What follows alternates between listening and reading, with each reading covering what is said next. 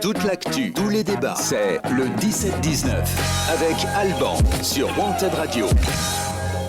Bonjour à tous, le groupe Orpea est visé par une perquisition à son siège et dans plusieurs directions régionales depuis ce matin dans le cadre de l'enquête ouverte en avril, notamment sur des soupçons de maltraitance. 30 plaintes pour le même motif doivent être déposées contre un autre grand groupe du secteur, Korian. La famille de la passagère tuée par la police samedi à Paris va déposer 2 plaintes. La première contre le conducteur du véhicule qui est actuellement en garde à vue et la seconde contre X, contre l'auteur du tir mortel. Après 6 ans d'instruction et 9 mois d'audience, le réquisitoire très attendu au procès des attentats du 13 novembre a débuté ce matin. Il va durer 3 jours. 3 avocats généraux vont prendre la parole. C'est une première dans la justice française. Autre procès très attendu qui a débuté aujourd'hui, celui de Michel Platini et Sepp Blatter en Suisse. Tous deux comparaissent pour escroquerie. L'affaire concerne un paiement suspect de près de 2 millions d'euros en 2015 quand Michel Platini était le patron de l'UEFA et Sepp Blatter, celui de la Fédération internationale de football. Une décision est attendue le 8 juillet. Des perturbations à attendre dans les airs demain en raison d'un appel à la grève lancé par plusieurs syndicats du secteur qui demandent des augmentations de salaire de 300 € pour compenser l'inflation. Conséquence, Paris Aéroport qui gère l'aéroport de Roissy annonce l'annulation d'un vol sur 4 prévu demain entre 7h et 14h. Des annulations de vols sont également attendues à Orly et Marseille. L'Union européenne va imposer le chargeur universel pour tous les appareils électroniques d'ici à l'automne 2024. Smartphones, tablettes et autres devront être équipés d'un chargeur de type USB-C. Une mesure validée hier par les 27 membres de l'UE. La fin d'une époque, le manga One Piece, une des séries de BD japonaises les plus populaires en France et dans le monde, va bientôt prendre fin. Son créateur, Eiichiro Oda, a annoncé hier sur Twitter son intention de boucler le chapitre final aussi vite que possible. La publication de cette saga de plus de 1000 chapitres a débuté en 1997. Bonjour à tous. Un peu de suspense dans ces playoffs de la Betclic Elite. Hier, l'élan béarnais s'est imposé sur son parquet en demi-finale 82-76 contre Monaco et revient du coup à 2-1 dans ce dernier carré contre la Roca Team. Attention, le match 4 a lieu demain, jeudi, toujours à Pau, avant un possible match 5 en forme de belle. De son côté, vous le savez, l'Asvel, le double tenant du titre, a déjà pris son billet pour la finale en s'imposant 3-0 contre Dijon et attend le nom désormais de son futur adversaire. Il y avait de belles affiches hier soir en Ligue des Nations, Allemagne-Angleterre, mais les deux équipes se sont quittées sur un match nul 1-1 alors que l'Italie a pris la tête du groupe 3 en s'imposant 2-1 face à la Hongrie. Demain jeudi, l'équipe de France affronte l'Autriche après une défaite vendredi contre le Danemark et un match nul lundi en Croatie. À Lille, sachez que le stade Pierre-Mauroy s'appellera Decathlon Arena désormais, situé à Villeneuve-d'Ascq. L'enceinte qui accueille notamment les matchs à domicile du LOSC en Ligue 1 changera de nom dès la saison prochaine dans quelques semaines. En revanche, la mention stade Pierre-Mauroy restera en lieu et place, nous dit-on. Dans l'Ovalie, je vous rappelle le programme qui s'annonce en fin de semaine à l'occasion des barrages et des phases finales. Samedi déjà, Toulouse reçoit La Rochelle dès 21h05 montre en main, puis le lendemain à la même heure, Bordeaux-Bègles sera opposé au Racing 92. Ensuite, on sait que Castres et Montpellier attendent les résultats de ces deux rencontres pour connaître le nom de leurs adversaires. Puis la finale, elle, se jouera le vendredi 24 juin au Stade de France. Sur les cours, les chiffres montrent le retour des téléspectateurs pour suivre le tournoi de Roland-Garros. C'est une bonne nouvelle. Au total, ils étaient 42 millions à suivre durant 2 semaines sur France Télévisions ces internationaux de France. Un record depuis 2012, c'est vous dire, notamment pour la finale homme entre Rafael Nadal et Casper Ruud dimanche après-midi. Enfin, c'est David Gaudu qui s'est imposé hier au sommet du Puy de Sancy devant Wout van Aert et le Français Victor Lafay lors de la 3e étape du Dauphiné. Avec sa 2e place, c'est le Belge qui récupère le maillot jaune de leader avant la 4e étape aujourd'hui en forme de contre-la-montre individuelle de près de 40 km entre Montbrison et la Bâtie-d'Urfé. Actu, débat, c'est le 17-19 avec Alban sur Wanted Radio. Et bonjour, bienvenue sur la Wanted Radio. Nous sommes en direct du 17-19 et nous sommes heureux d'accueillir Damien Thomas. Bienvenue à toi. Merci.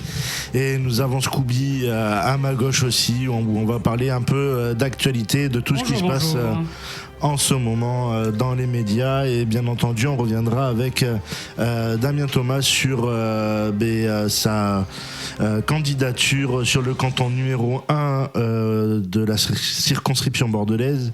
Et ça tombe bien puisqu'on y est en plein dedans sur ce territoire qui est vaste. C'est ça.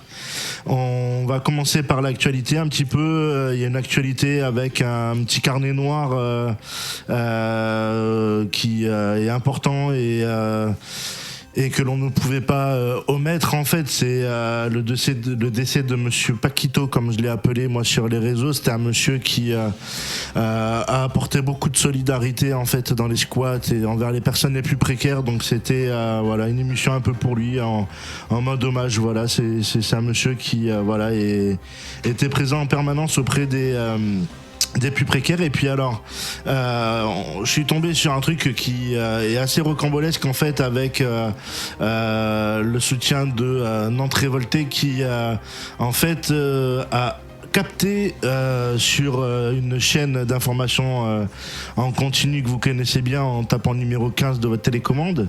C'est que comment économiser en faisant les courses en fait. Baisser baisser le regard vers les rayons du bas, comparer le prix au kilo. J'ai entendu ça, ouais. Faire une liste et s'y tenir et ne pas y aller, ne pas aller faire ses courses lorsqu'on a faim. Donc j'ai fait un petit texte là-dessus et on va pouvoir le commenter.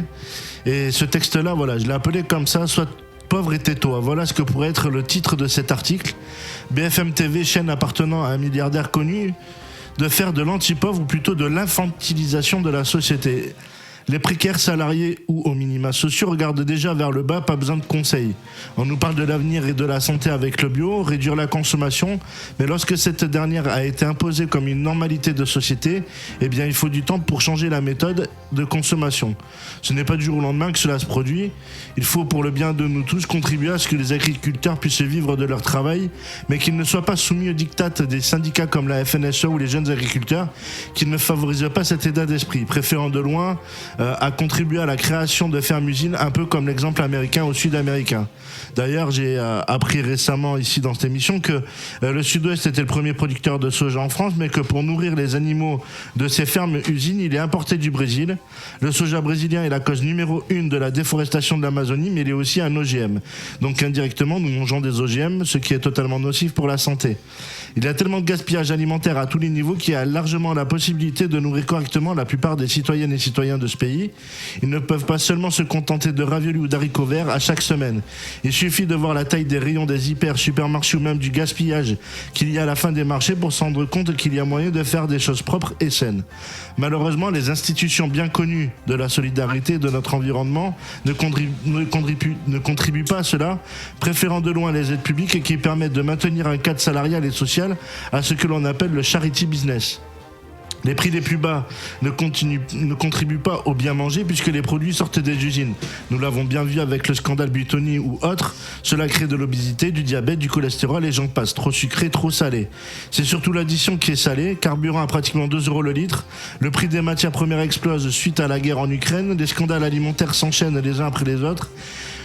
Et comme tu le dis Damien dans ton programme, essayons de retrouver aussi une indépendance alimentaire en fait.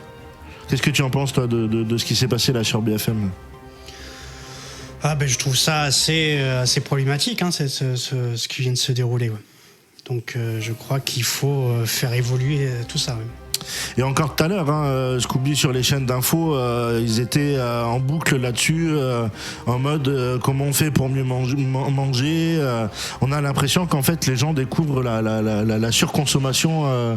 C'est ça, comme si c'était quelque chose d'aujourd'hui en fait, alors que ça fait quand même un moment que on dit que on épuise de plus en plus vite en fait la consommation de la planète. Ben ouais, surtout que là on a vachement dépassé en fait le seuil en fait. On l'a déjà dépassé et on n'est que au mois de juin. Bah oui, c'est ça. Et effectivement, ces conseils-là, ils sont malsains parce que les gens qui sont précaires, ils regardent déjà en bas en fait. Ils cherchent toujours les prix les plus bas. Et alors tout à l'heure, ils faisaient un reportage. En fait, t'as l'impression qu'ils sont en train de découvrir la vie sur les gens qui allaient dans les discounts pour pouvoir se nourrir en fait. C'est ça, et que en fait, moi, je regarde souvent de plus en plus en fait des économistes un petit peu qui simplifient, qui expliquent avec de plus en plus simple pour les personnes les plus lambda sur comment fonctionne un peu l'économie, et qui disaient que effectivement, en fait, les premières personnes qui vont en impacter, ça va être les portefeuilles les plus légers. Et puis au fur et à mesure, ça va monter de plus en plus haut et on va se retrouver étouffé par un système économique qui ne correspond plus en fait au monde d'aujourd'hui. Ouais, puis il y a ces institutions, en fait, ces grosses institutions qui font du charity business à l'échelle nationale, qui ont des fonds publics aussi, assez énormes régulièrement tous les ans, qui ont des concerts ou qui font des appels aux dons. Et les retours qu'on peut avoir quelquefois dans ce domaine-là, c'est que en dehors des raviolis, des haricots verts et du lait, en fait, il n'y a pas grand-chose d'un point de vue alimentaire. Parce que je ne sais pas si... comme le niveau de pauvretude augmente, je ne suis pas sûr, je ne connais pas les chiffres, j'en sais rien, mais est-ce que les gens donnent autant que ce qu'ils donnaient il y a 20 ans ou 30 ans aux associations caritatives? Est-ce qu'elles peuvent se permettre encore de donner des rations alimentaires comme elles donnaient avant? Est-ce que ce qu'elles donnent, elles donnent des choses ce qui est le moins cher? Est-ce que c'est pas parce que elles aussi, ces associations-là, elles souffrent pas d'un manque ou d'une mauvaise organisation ou d'un manque de dons, justement?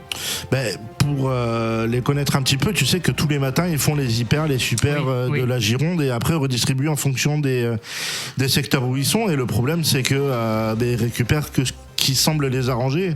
Il y avait quand même certaines associations où quelquefois ils recevaient de la viande, où c'était d'abord les bénévoles qui prenaient la viande et ensuite c'était pour les bénéficiaires. Il y a peut-être aussi un gros travail à faire d'enquête, peut-être. Oui. Alors il y a aussi un truc moi qui me fait chier un peu dans ce système-là, c'est que les supermarchés jettent toujours autant de viande à la limite de la consommation, enfin à la fin de la DLC. Alors qu'il y a eu à un moment donné, il y avait eu un nouveau souffle où vous avez trouvé un compromis dans la loi, je crois. Il y avait une loi anti-gaspillage. Anti-gaspillage, mais est-ce que ce truc-là, ça ne s'est pas essoufflé? Est-ce que les gens ne sont pas revenus à leurs bonnes vieilles habitudes, à tout jeter, alors qu'il y a encore des choses consommables qu'on peut donner aux associations locales pour redistribution? C'est peut-être le système, en fait, tu vois, il y a des associations qui fonctionnent du don à don, il n'y a pas de dépenses financières et on donne et on redonne. Peut-être que ça serait intéressant que ces grosses structures-là, qui en plus ont des gros locaux sur le canton 1 justement, vu qu'on va en parler, ce serait quand même intéressant en fait que avec ces grosses structures-là, ils soient quand même un petit peu plus social, on va dire. Il y a des élans de précarité dans les zones rurales autant que dans les zones, on va dire, citadines. Et dans les zones rurales, on a l'impression que vraiment c'est au petit bonheur la chance de pouvoir accéder à un local des Restos du Cœur, du Secours Populaire ou de la Banque Alimentaire ou une épicerie solidaire. On a l'impression qu'il faut un dossier extrêmement béton pour pouvoir y accéder en fait. C'est là aussi que, si je peux me permettre, que le rôle du politique peut intervenir pour être facilitateur et pour impulser des actions auprès des associations. Là, je sors tout juste d'une réunion publique à Ginko. Justement, on parlait beaucoup d'épiceries solidaires. Il y avait une demande des habitants du quartier Ginko pour créer ce genre d'endroit. Et effectivement, ils étaient un peu démunis parce que le prix des loyers, parce que tout est compliqué. Effectivement, le rôle d'un élu de la République et probablement d'un député, ça peut servir aussi à ça. Ouais, et puis ça permet aussi de peut-être, via le gouvernement ou via les enquêtes publiques, de faire un travail aussi sur comment est répartie l'alimentation, puisque moi de souvenir, c'est si tu enlèves le lait, les haricots verts et les raviolis, alors quelquefois quand t'as de la chance, t'as des sardines et des boîtes de thon, mais quelqu'un qui est précaire, il peut pas que se permettre de se nourrir de ça en fait. Oui, c'est pour ça que notamment on peut impulser et développer tout ce qui est autour de, par exemple, des jardins partagés. Ça, ce sont des bonnes initiatives locales qui peuvent permettre effectivement de de diversifier une alimentation saine et à bas coût. Oui, et puis aussi peut-être faire en sorte que il y ait des justificatifs via les dotations publiques, en disant par exemple il y a tant de tonnes de denrées alimentaires qui sont distribuées à l'année, mais qu'est-ce qui est donné aussi ? Oui, c'est sûr qu'il y a quelque chose à revoir dans ce fonctionnement-là. Oui. Et vous, dans votre programme, est-ce que vous avez une ligne de route par rapport à ça ? Est-ce que vous avez, c'est quoi votre programme par rapport au social, quoi. C'est comment vous voyez votre action si vous êtes amené à avoir un siège à l'Assemblée nationale. C'est quoi votre programme là-dessus ? Comment souhaitez-vous participer à redonner une valeur humaine aux gens qui n'ont pas forcément les moyens d'aller au supermarché toutes les semaines ? Alors ça, c'est une grande question. Alors là, oui, je me doute. Alors là, je sors d'une grande journée où on a beaucoup parlé de la question du logement. Ouais. Et même si j'avais conscience, et nous on a un grand discours et une grande attention sur la question du logement, je suis effaré de ce que j'ai découvert aujourd'hui, notamment sur des problèmes autour de rats très importants dans les quartiers nord de Bordeaux. D'accord. On vient de recevoir des témoignages il y a quelques minutes d'habitants qui nous appellent à l'aide là-dessus.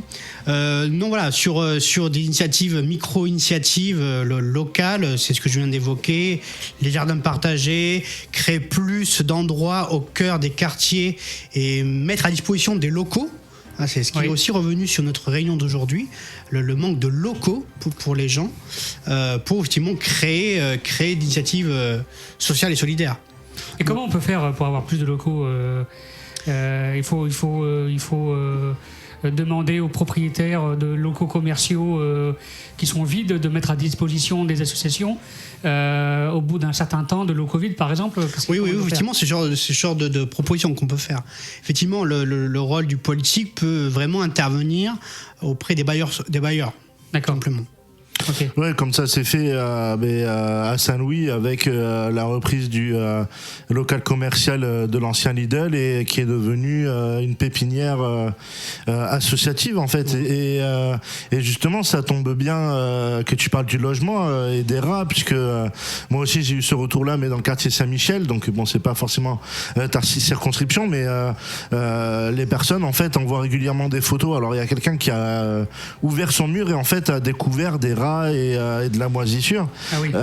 Et il y a beaucoup de logements dans Saint-Michel qui sont comme ça, et Saint-Pierre, dans les vieux bâtiments, et on se pose la question de où est aujourd'hui le politique via la métropole pour lutter justement contre ces nuisibles-là. Et tu parlais de Bordeaux-Nord, et effectivement il y a aussi cette problématique-là des rats et qui est importante sur Bordeaux, et on n'a pas l'impression que le problème est traité à la base, quoi. Effectivement, moi je découvre qu'effectivement il y a pas mal d'habitantes et habitants qui se sentent délaissés de ce sujet, et je viens de prendre conscience que c'est un enjeu fort que le politique doit s'emparer. Donc moi je ne suis pas encore élu, j'espère l'être dans quelques jours, et effectivement si j'obtiens le vote des électrices et électeurs, j'essaierai de travailler cette question-là. Là, pour l'instant, il n'y a pas de recette miracle, mais en tout cas, un député peut interpeller les collectivités locales. Voilà. Ouais, il y en a besoin. On a l'impression qu'en ce moment, c'est un peu le flegme général sur le plan politique. On laisse aller, on laisse faire. On a l'impression de retomber dans les années Chaban où c'était tout va bien, on ferme les yeux, quoi. C'est un peu dommage pour la ville de Bordeaux qui avait réussi à obtenir quand même une aura, on va dire, internationale avec l'inscription patrimoine de l'UNESCO. Peut-être que là aussi c'était quelque chose à repenser ou à retravailler, parce que ce patrimoine de l'UNESCO il concernait que l'hypercentre de Bordeaux au final, ça n'a pas concerné les autres quartiers. C'est pour ça qu'on voit des constructions anarchiques tout autour de Bordeaux et qui sont franchement effrayantes. On parle de Bordeaux Nord, de Ginko, il y a le Belvédère sur la Bastide, il y a Amédée Saint-Germain du côté de la gare Saint-Jean, et quand on prend les avenues qu'on connaissait jusqu'à maintenant, comme la route de Toulouse, l'avenue de la Libération ici pas loin au Bouscat, avec toutes ces constructions, il y a de quoi être effrayé. Oui, je suis assez d'accord. Et là, c'est vrai que, notamment en discutant avec une habitante il y a tout à l'heure des Aubiers, où elle nous disait j'ai l'impression d'être dans une prison aux Aubiers, et elle se plaignait du manque de verdure et de verre aux Aubiers. Donc elle m'a sollicité pour que je porte cette voie-là. Et moi, ce qui me surprend aussi, plutôt sur les quartiers nord, évidemment, de Bordeaux, c'est, parce que du coup, je fais activement campagne depuis quelques semaines, beaucoup de porte-à-porte, beaucoup de marchés, places publiques et de pieds d'immeubles. Et c'est vrai qu'il y a beaucoup d'endroits insalubres et beaucoup d'endroits où les déchets s'entassent. Et donc, il y a un vrai problème de ramassage des déchets. Très concrètement, et aussi quand même pour pas toujours incriminer les collectivités, même si je pense qu'il y a des choses vraiment à revoir, il faut aussi travailler à l'éducation dans les quartiers avec des médiateurs qui viennent sensibiliser les habitants aussi. Ouais, ça a été mon ancien métier, tu vois, d'être dans le nettoyage et sur le sud de Bordeaux et enfin j'ai tourné quasiment sur tout Bordeaux et la métropole. Et c'est vrai qu'au niveau de la gestion des déchets, c'est quelque chose qui est catastrophique, et même dans les nouveaux logements, puisque j'ai des amis qui sont arrivés sur Bordeaux Maritime, sur Bacalan, et qui me disaient ouais, mais regarde l'état de mes poubelles, il y a déjà des poubelles à côté, il y a les verres et tout ça. Comment peuvent faire les sociétés de nettoyage et tout ça pour améliorer tout. Et je disais, mais tu sais, les conditions de travail dans les sociétés de nettoyage, pour la plupart, sont compliquées. Et ces bacs à poubelles, en fait, ils sont en souterrain dans les parkings, donc il faut pouvoir transporter ces bacs de poubelles à l'extérieur.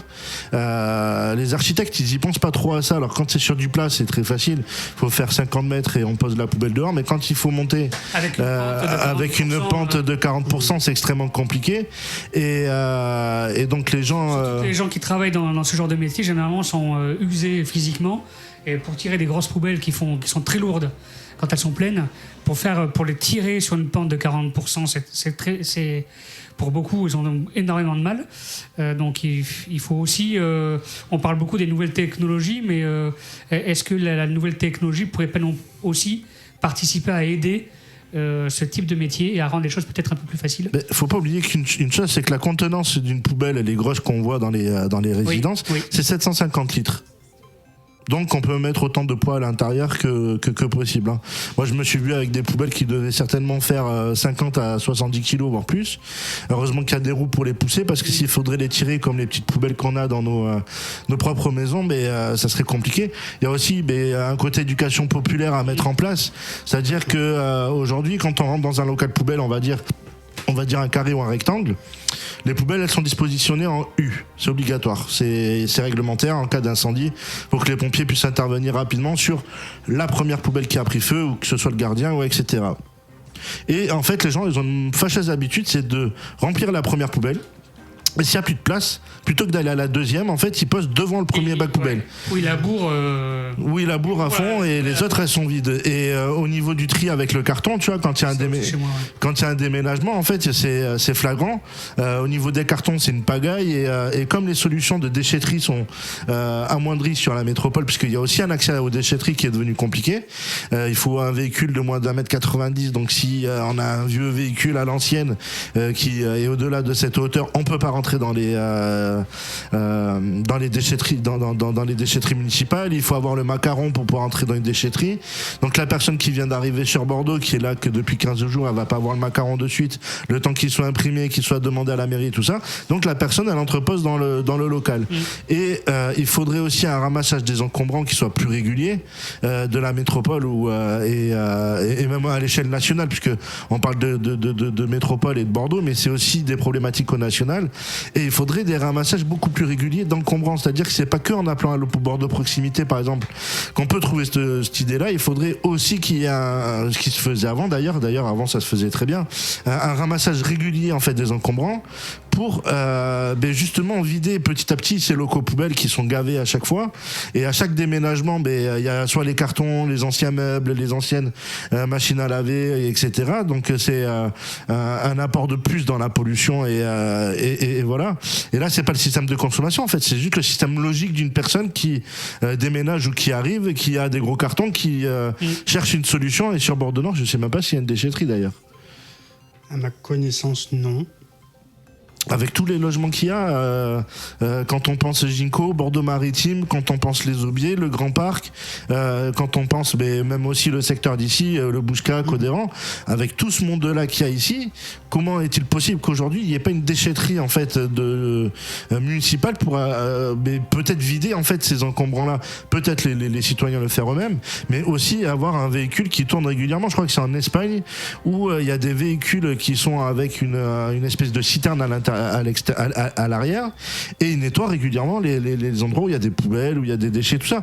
Et je pense qu'on pourrait mettre ça en place peut-être à l'échelle de la métropole en France, et peut-être dans les îles aussi, dans les îles des dom-toms.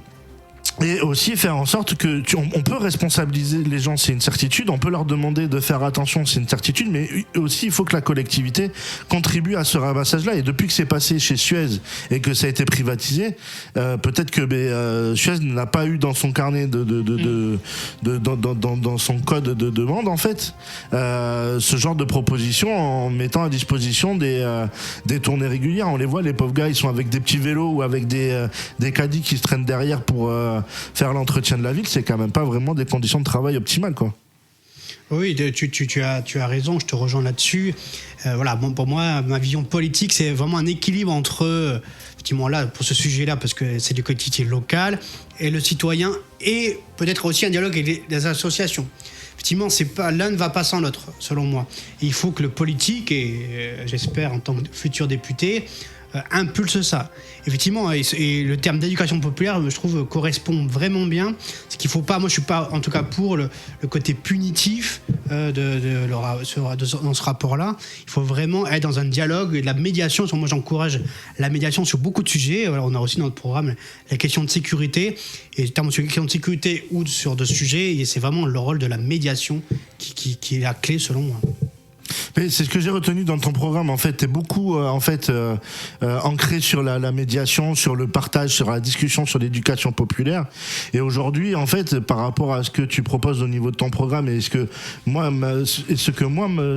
qui m'a interpellé moi, la première chose, c'était ni NUPS ni Parti socialiste en fait sur ton programme. Et c'est ça qui aussi a contribué à ce que je fasse en sorte qu'on puisse faire une interview et discuter avec toi, parce qu'en fait, c'est vraiment un créneau sur lequel moi je me sens concerné, dans le sens où on le voit aujourd'hui, on en parlera tout à l'heure, NUPS, ça concerne surtout tous les anciens qui sont un peu en galère au Parti socialiste ou au Parti communiste, qui essaient de se rattraper derrière Mélenchon pour avoir une place au niveau des législatives. Et aujourd'hui, en fait, au niveau d'une gauche, en fait, qu'est-ce que c'est la gauche aujourd'hui dans notre environnement? La médiation se fait plus, ou alors elle se fait vraiment par des associations qui sont référencées par les mairies dans les quartiers. Si on enlève ces associations-là, les quartiers se retrouvent complètement paumés et se retrouvent dans des situations de précarité immenses, encore plus que ça l'est maintenant. Il y a l'éducation populaire qui était régulièrement proposée dans des secteurs comme la Halle des Douves ou les choses comme ça. Moi, j'en entends plus parler, donc je sais pas s'ils existent encore, mais peut-être que c'est à notre rôle, en tant que toi politique, nous animateurs radio ou citoyens, citoyennes, de partager en fait cette éducation populaire et de la développer. Et on a vraiment cette impression-là qu'il y a un manque et un besoin aussi. Oh oui, je te rejoins complètement là-dessus. Après, pour la question ni PS ni NUP, c'est une vaste question.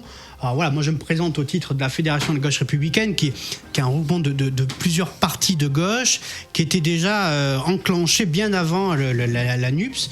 Donc nous, c'est un de nos premiers arguments, c'est que c'est pas une union de façade et fait à la va-vite, c'est que c'est un regroupement de partis qui a été pensé depuis presque un an déjà. Et c'est pas du tout un regroupement, comme certains le pensent, qui est en réaction à la NUP. C'est quelque chose qui a été préparé et travaillé en profondeur sur un programme, etc., un programme commun. Ça, c'est la première chose. Et effectivement, aussi, par rapport à la NUPS, voilà, on a des désaccords, on a des points de convergence, heureusement, parce qu'on est quand même des gens de gauche. Donc, heureusement qu'on se retrouve à certains endroits. Sur certains, on ne s'y retrouve pas.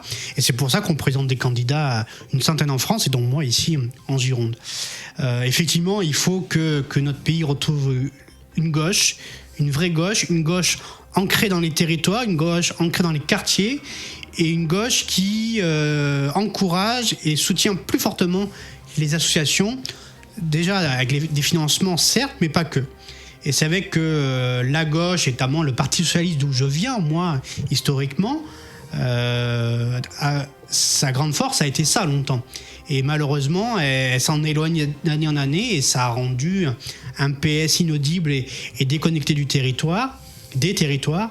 Et du coup, beaucoup de gens lésés de cette perte de repères. Et donc voilà, il y a eu effectivement un mouvement initié en 2016-2017 autour de Jean-Luc Mélenchon, la France Insoumise, qui m'a plutôt enthousiasmé à l'époque et puis qui s'est dégradé. Et puis voilà, maintenant on connaît différents regroupements. Et nous, en tout cas, à la gauche républicaine, on affirme des vraies valeurs de gauche et c'est pour ça qu'on espère faire de jolis scores dimanche prochain. On va faire une première pause musicale sur la Wanted Radio et on va continuer à aborder divers sujets qui ont tourmenté l'actualité politique et sociale dans notre environnement. C'est parti avec une pause musicale.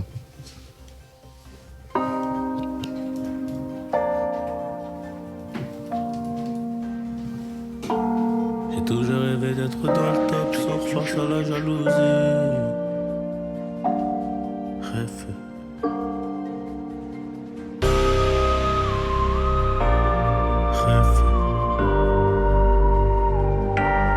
Johnny, qui pour la qualité, bordel. J'ai toujours rêvé d'être dans le top, soir face à la jalousie. On fait du bénéfice pour le confort, y'a que le bon Dieu qui m'adoucit. Bébé, j'peux pas t'aimer tous les jours, j'ai des plans trop juteux dehors. J'suis tout près de la quiche, t'as du four, c'est super méchant quand on sort. Banks, ça parle dans le dos, c'est mieux qu'on se croise. Tu m'en irais dormir sur les Champs-Élysées, là où la nuit coûte 3 plaques. Ligo et j'peux pas me péter, ça nique mon cardio, j't'éteins ce soir. Ils sont remplis de ce vide, j'les ai cramés, j'suis en pétard. Rêve, on arrivera sur le trône un peu blessé. La seule chose qui aura changé, c'est peut-être le prix du blouson. C'est peut-être le prix du blouson, c'est peut-être le prix de la paix.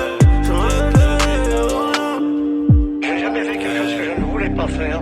Je n'ai pas fait un théâtre que je n'aimais pas. Je n'ai pas travaillé pour l'argent, mais j'ai aimé gagner de l'argent. La différence, elle est là. C'est là où je ne vais pas travailler pour de l'argent, mais je ne travaillerai pas pour rien. Sauf quand c'est une œuvre de bienfaisance, bien sûr. J'apprends toujours quelque chose. Je suis toujours en train d'apprendre quelque chose. Je ne me suis jamais endormi un soir de ma vie sans apprendre quelque chose. J'ai toujours rêvé d'être dans le top, soir face à la jalousie.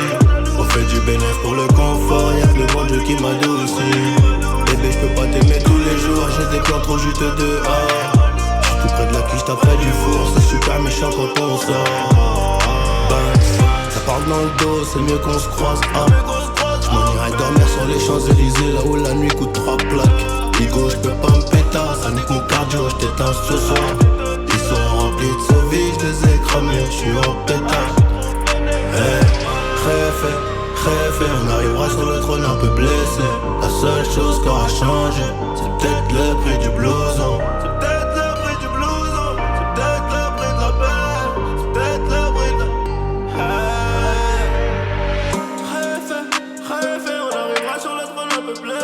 Tout se passe comme prévu. Peut-être le prix du blouson. Tout ça c'est le destin. Chef. Après ça on devient des chefs. Ouais. Actu, débat, c'est le 17-19 avec Alban sur Wanted Radio. Et oui, on se retrouve sur la Wanted Radio, bien entendu, là, oui. pour le 17-19. On est toujours avec Damien, avec nous sur le studio pour parler de son programme, mais aussi pour faire un petit tour d'actualité politique. Et on va continuer avec les chaînes d'infos, en fait, puisque cette fois-ci, c'était à la radio, mais c'est aussi diffusé à la télévision, c'est les grandes gueules. C'est Sarah Saldman, en fait, qui déclare « Perso, je me fous complètement de l'écologie. Je vois d'abord d'abord mon intérêt et éventuellement après celui de la planète. Je prends 2 bains par jour et j'adore ça. Alors on ne sait pas si c'était Ah oui, j'ai vu ça. On ne sait pas si c'était par ironie ou par sincérité qu'elle disait ça. Et justement, on en parlait tout à l'heure de cette écologie de sanctions, et peut-être qu'elle est en train de dégoûter en fait les gens de vouloir y apporter une pierre à l'édifice. Et du coup, moi, j'ai fait un petit écrit là-dessus. Le nombrilisme et une heure de grande écoute. Voilà, c'est comme ça que je l'ai titré. Peut-être qu'en faisant de l'éducation populaire et en emmenant les gens vers une écologie sociale et responsable, il y aurait moins de désaccords ou d'ignorance sur cette thématique-là. Aujourd'hui, dès que le mot écologie sort d'une bouche, il ressemble fortement à une sanction, une forme d'imposition à quelque chose. Bien entendu, on ne peut pas demander à quelqu'un qui représente l'oligarchie bourgeoise sur une radio bourgeoise à s'attendre à des discours miraculeux sur une société sociale et solidaire. D'où l'intérêt des radios indépendantes ou des revues de presse comme La Relève et la Peste ou Révolution permanente qui essaie d'apporter un autre visage à ces discours. Mais voilà, c'est une des thématiques qu'on est en train d'aborder plus ou moins avec toi, Damien, sur la politique. C'est vrai que cette écologie de sanctions, en fait, elle pousse peut-être les gens à ne plus forcément y adhérer. Oui, je pense que, en tout cas, moi, je suis pas du tout favorable à ce genre de vision politique, de punir les gens. Et, pour reprendre ce que je disais tout à l'heure, il faut vraiment retrouver les valeurs d'éducation populaire, remettre sur le devant de la scène et dans les quartiers et au cœur des foyers de la médiation et de la sensibilisation. Ça reste la clé, et j'espère que effectivement ce que tu nous as lu sur ce témoignage, j'espère que c'est de l'ironie, parce que c'est quand même aberrant d'entendre ça en 2022, même si on n'est pas pro-écologie. Je pense que j'ai l'impression quand même on a tous conscience qu'il faut faire attention, tous conscience qu'il faut quand même changer progressivement notre façon de vivre, de consommer. Donc j'espère sincèrement que c'était de l'ironie, oui. Faut avoir le temps quand même de prendre 2 bains par jour, hein. Oui. Parce que oui. C'est pas genre on y rentre dedans et on ressort, quoi. En général, quand on prend un bain, c'est qu'on a envie de prendre le temps, quoi. Donc c'est peut-être de l'ironie. Et en plus, toi, tu es sur le canton numéro 1, sur la circonscription numéro 1. Donc en termes d'écologie, en fait, tu as plusieurs visions en fait de cette société. Tu as le côté des Chartrons qui est un peu plus peut-être adhérent à ces idéologies-là. Tu as les quartiers populaires, Grand Parc, Aubier-Bacalan qui se posent la question de peut-être comment évoluer en ce sens-là. Et peut-être qu'à Codéran, vu le côté un peu plus huppé du secteur, peut-être qu'ils ont un autre mode de consommation aussi. Oui, c'est sûr que ça change considérablement les façons de consommer, mais je crois que de plus en plus, me semble-t-il, en tout cas, peu importe les classes sociales, j'ai l'impression que comme il y a vraiment une attention particulière à la dimension de l'écologie, de tout ce qui est le développement durable. Donc évidemment que selon les classes sociales où on intervient, selon les zones géographiques, évidemment, on n'a pas le même discours, même si c'est pour aller vers le même objectif. Et en plus, on peut en parler puisque c'est aussi une forme de sanction. Puisqu'à partir de 2023, on aura la vignette critère, mais aussi on aura le fait de ne plus pouvoir entrer à l'intérieur de la rocade sur la métropole intramuros avec des véhicules dits polluants. Mais et donc il y a Monsieur Andiani qui a proposé une prime pour acheter des véhicules électriques. Sauf que quand on regarde aujourd'hui le marché de l'électrique, ça coûte une fortune. Éthiquement parlant, on n'est pas sûr que l'électrique soit aussi très positif pour l'écologie, et on peut pas demander à quelqu'un qui va habiter à Codéran ou aux Aubiers ou au Chartron par exemple d'imposer cet achat du véhicule électrique. Oui, toujours pareil. Moi je suis contre punir ou sanctionner ou obliger les gens. Il faut vraiment accompagner les citoyennes et les citoyens vers la transition énergétique. Oui, parce qu'il y a un coût en plus. Et il y a un coût, effectivement, et c'est là que l'État doit jouer tout son rôle. Alors certes, on entend, oui, il y a plus d'argent, etc. L'argent, il est là. Il y en a réellement. On l'a vu pendant la crise sanitaire que quand on veut aller chercher, il est là. Après, il faut savoir bien utiliser.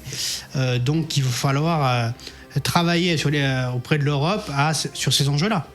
Et pas faire payer le coût aux plus démunis. Oui, parce que tu vois, j'ai une anecdote. J'ai un ami qui a un vieux trafic de 84. Il passe tous les ans en fait à la pollution et son véhicule pollue moins que les véhicules actuels. c'est à se poser la question, en fait, je sais pas toi Scooby si t'as un peu regardé tout ça, mais les véhicules anciens, on va dire entre les années 80 et jusqu'à, on va dire 2000, polluent moins en fait que les véhicules modernes en fait. Moi, ce qui m'a dérangé aujourd'hui, c'est que j'ai découvert simplement en passant, alors j'aurais pas beaucoup les informations, je vous avouerai, mais je suis tombé par hasard sur un journal du TF1 de 13h qui disait que la Commission européenne travaillait sur le fait de supprimer les voitures à essence et à gasoil d'ici 2035. Alors j'ai une question. Il y aura encore des voitures à cette époque-là qui seront encore neuves quasiment et qui rouleront encore l'essence et au gasoil. Les voitures électriques coûtent quand même très cher. Tout le monde ne peut pas se permettre de s'acheter des voitures électriques. Les commerçants itinérants qui font les marchés, des trucs comme ça, qui ont besoin de leur gros trafic, qui sont peut-être pas encore à l'électrique. Comment est-ce que j'espère en tout cas que l'Union européenne, avant de valider le fait de rendre obligatoire les voitures électriques en 2035, j'espère qu'ils vont prévoir aussi toute cette partie-là et penser aussi aux classes les plus pauvres qui ont besoin de leur voiture à essence aujourd'hui pour continuer à travailler.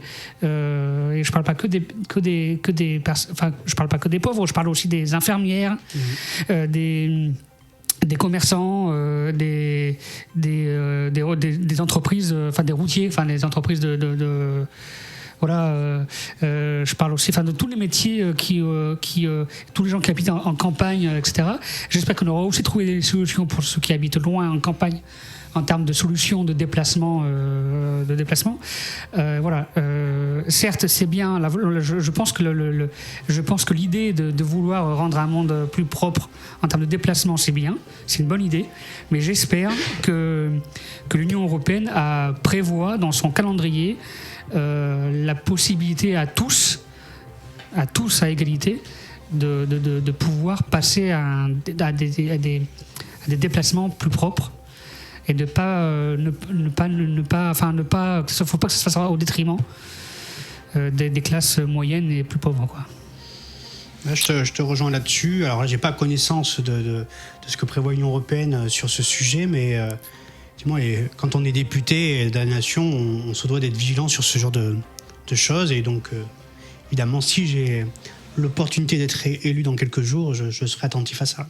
Okay. Effectivement, moi je t'apporte aussi une réponse. C'est à partir de 2030, les constructeurs ont eu l'ordre de ne plus construire de véhicules à moteur thermique. Alors, déjà, ça commence par là. Voilà. Ensuite, ils veulent que l'on tourne tous à l'électrique, mais si par exemple tu achètes ton véhicule, je sais pas, moi je te dis une bêtise, en 2027 ou en 2028, forcément il va durer dans le temps en fait. Nos véhicules qui sont à l'heure actuelle aujourd'hui sur la route, même les collecteurs, même les véhicules collecteurs des années 70 continuent à rouler sur les routes. Mais alors attends, c'est ça que je voudrais savoir aussi, c'est qu'en 2030, ils n'ont plus le droit de construire des voitures thermiques, mais j'espère que ceux qui vont acheter une voiture en 2029, qui vont acheter, par exemple, vont acheter une voiture en 2029, vont encore pouvoir rouler avec la moteur essence après 2030. Ce qu'il faudrait quand même faire remonter, c'est que ces batteries en fait électriques qu'il y a dans les voitures, et ils essayent de les mettre dans les camions, les bateaux et les avions, c'est que ces batteries en fait sont composées de lithium, et le lithium en fait c'est une matière première qui se retrouve dans les pays africains, mais aussi en Afghanistan. Le lithium afghan il est récolté par les Chinois, puisque les Chinois essayent aussi d'avancer sur la thématique des batteries électriques. Et nous, on se gave en Afrique. Il y a la Bolivie aussi qui sert de fourniture de matières premières en lithium, puisque je crois que c'est un lac entier qui contribue à cette production. Et une fois de plus, en fait, on se retrouve dans le système ultralibéral et capitaliste, en fait, qui fait que nous, en fait, occidentaux, de la triade, on va dire, Amérique du Nord, Europe et Japon, on va demander à des gens qui sont déjà dans une situation précaire d'aller récolter le lithium, et puis il y a tous les métaux lourds, en fait, qui vont se retrouver dans les batteries, comme le mercure et tout ça. Donc c'est des gamins qui vont aller chercher ça dans les mines, ou c'est des personnes qui sont dans une situation de précarité, qui vont contribuer à ce que nous on pollue moins. Déjà sur le plan éthique, ça me paraît quand même vachement dégueulasse en fait. Ensuite, on est en 2022. Si on estime que le marché, parce qu'aujourd'hui il y a quand même un gros problème au niveau du marché du neuf, c'est pour ça que le marché de l'occasion aujourd'hui il a explosé et fonctionne très bien, c'est que avec la crise du Covid et de l'Ukraine, en fait il y a beaucoup de composants électroniques en fait qui se retrouvent bloqués en Chine et dans le port de Chine. Donc ces composants n'arrivent pas, donc les véhicules neufs ne sortent pas d'usine. Donc pour l'instant les véhicules neufs, il y a que la carrosserie et éventuellement le moteur. Il manque que les composants électriques qu'il y a autour d'une voiture. Donc il va falloir qu'à un moment donné, ces composants ils servent à quelque chose, sinon ils vont les brûler. Sinon, ça me paraît logique. Et si tu achètes ta voiture en 2025 ou 2028 ou 2029, comme tu disais Scooby, le marché de l'occasion il va pas s'arrêter en 2030. Aujourd'hui, on est en 2022, il y a encore pour essayer d'avoir une voiture à peu près confortable. Parce qu'il y a quand même une différence entre vouloir interdire la construction de véhicules neufs à essence ou au gasoil à partir de 2030 et l'interdiction de rouler avec. Oui. Tu vois, il va falloir faire attention à ça, que les deux soient pas faits en même temps. Enfin, ils sont en train d'y travailler parce que la plupart des métropoles, la plupart des métropoles européennes et même nationales sont en train de mettre les centres-villes à 30 km à l'heure, ce qui est une hérésie totale parce qu'en fait ça pollue encore plus que si tu roules à 50. C'est pas de la science, c'est des experts qui le disent en fait. 30 ça consomme plus que 50, c'est une réalité. Là on nous parle du 110 sur autoroute au lieu de 130, mais le 110 consomme plus que le 130 au nom de la sécurité routière, alors qu'on est dans une période où il y a de moins en moins d'accidents. On va dire en général, en dehors de ce qui s'est passé avec ce qui se passe avec les fermetures de circuits. Et aujourd'hui, pour un véhicule qui est aujourd'hui de 2010, on va dire n'importe lequel, n'importe quelle gamme, que ce soit de la Twingo en passant par la berline jusqu'à la petite sportive ou la grande sportive, on est à des tarifs qui sont explosifs au niveau du marché de l'occasion. Il faut vraiment s'exporter dans les campagnes ou éventuellement dans d'autres villes que la Gironde, par exemple, pour acheter dans l'occasion.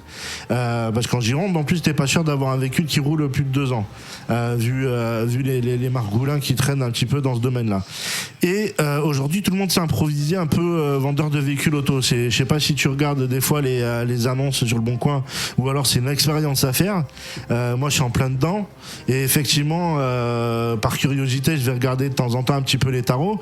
Et aujourd'hui, une Laguna classique, ou on va dire dans les dernières Laguna qu'ils ont fabriquées, ou une 208 qui est pourtant basique, une 208, ça casse pas non plus 3 pattes à un canard, et on se retrouve déjà à des 10 000, 15 000 euros en fait.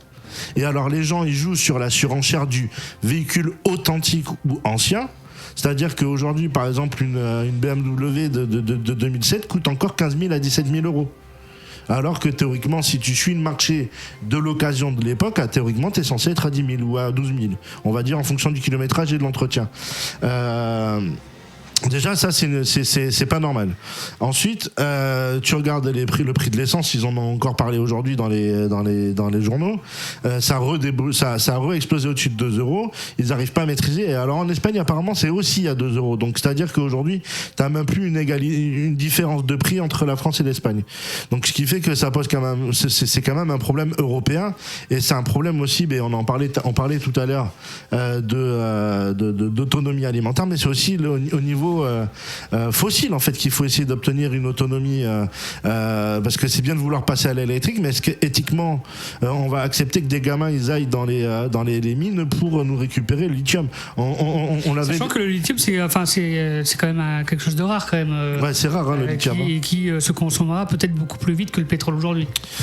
Il y a des chances. Est-ce que sur la durabilité et puis il y a la fiabilité, regarde la Tesla qui le gars qui se retrouve avec la pédale d'accélérateur coincée sur la région parisienne et qui est rentré dans la foule, il a fait 1 ou 2 morts je crois, mais c'est un problème mécanique, d'électronique, parce que c'est l'électronique qui gère en fait tes voitures électriques.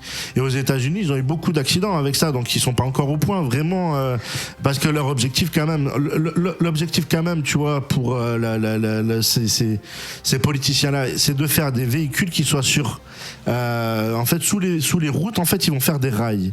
Et en fait, ton véhicule, tu taperas sur le GPS, j'habite à tel endroit. Et ça suivra le rail. Et en fait, ta voiture va suivre le rail qu'on lui a imposé de suivre. C'est-à-dire qu'aujourd'hui, on est dans une modernité où on pensait qu'en 2030, on allait avoir des voitures volantes comme dans le 5e élément. Mais au final, on va avoir des voitures qui vont agir toutes seules. C'est-à-dire que tu n'auras même plus besoin de prendre ton volant. Sous contrôle informatique. Ni d'avoir les pédales. Tu seras dans une caisse et tu iras à l'endroit où on a décidé de t'amener. C'est pour ça qu'ils avancent énormément sur la 5G, la 6G, la 7G, tout ça. Ils sont déjà en train d'en parler. C'est une ville en fait en Arabie Saoudite qui a été mise en étude pour ça, où tout est informatisé. C'est-à-dire que même quand tu vas retirer de l'argent, c'est avec ton empreinte soit digitale ou avec ton empreinte oculaire. Et tout fonctionne avec la 5G pour l'instant, mais aussi à venir la 6G, la 7G, etc. Puisqu'ils vont avancer à fond là-dessus. Et à côté de ça, en fait, on nous parle d'écologie et on a une LGV qui menace le sud Gironde, plus de 5000 hectares de forêt qui sont menacés, qui vont être détruits. Pour gagner un quart d'heure entre Paris, Bordeaux, Toulouse. Ouais. Et alors, effectivement, tu vois, je me suis renseigné et ils ont d'autres projets de LGV, c'est-à-dire que effectivement, c'est faire une boucle. C'est-à-dire qu'il y aura Montpellier, il y a Toulouse-Montpellier, Montpellier-Marseille. Donc, c'est un train qui va faire le tour de la France pour une élite qui aura décidé d'aller plus vite que l'avion. Donc, à côté de ça, ils vont faire quoi ? Effectivement, ils vont faire des voitures qui polluent moins.